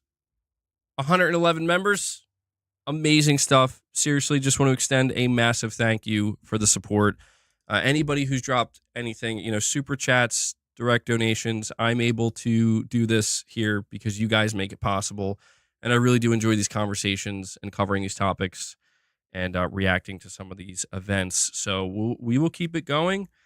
And, we're almost finished with March. We got a couple more days. We'll be going into April. And before we know it, we'll be in the spring and summer showcase season. And it'll be a good time. So, guys, please enjoy the rest of your day. I also want to give a big shout out to Devil Shooter, who does the timestamps for the streams. If you guys see him in the comments, show him some love. Give him some thanks. I know he really appreciates it, and he does a great job for the community here. So, Devil Shooter, thank you so much for what you do, buddy. And yeah, guys, please enjoy the rest of your day, evening, or night. And we will probably be back here tomorrow. But either way, we will have more content in the pipeline. So please be on the lookout for that. And boss, also thanks you guys as well for all the treats today. So take care, guys. I'll catch you in the next one. I just realized I didn't do my normal saying. I was about to end it. And I'm like, when do I ever say I'll catch you in the next one? All right, that's it. See you guys.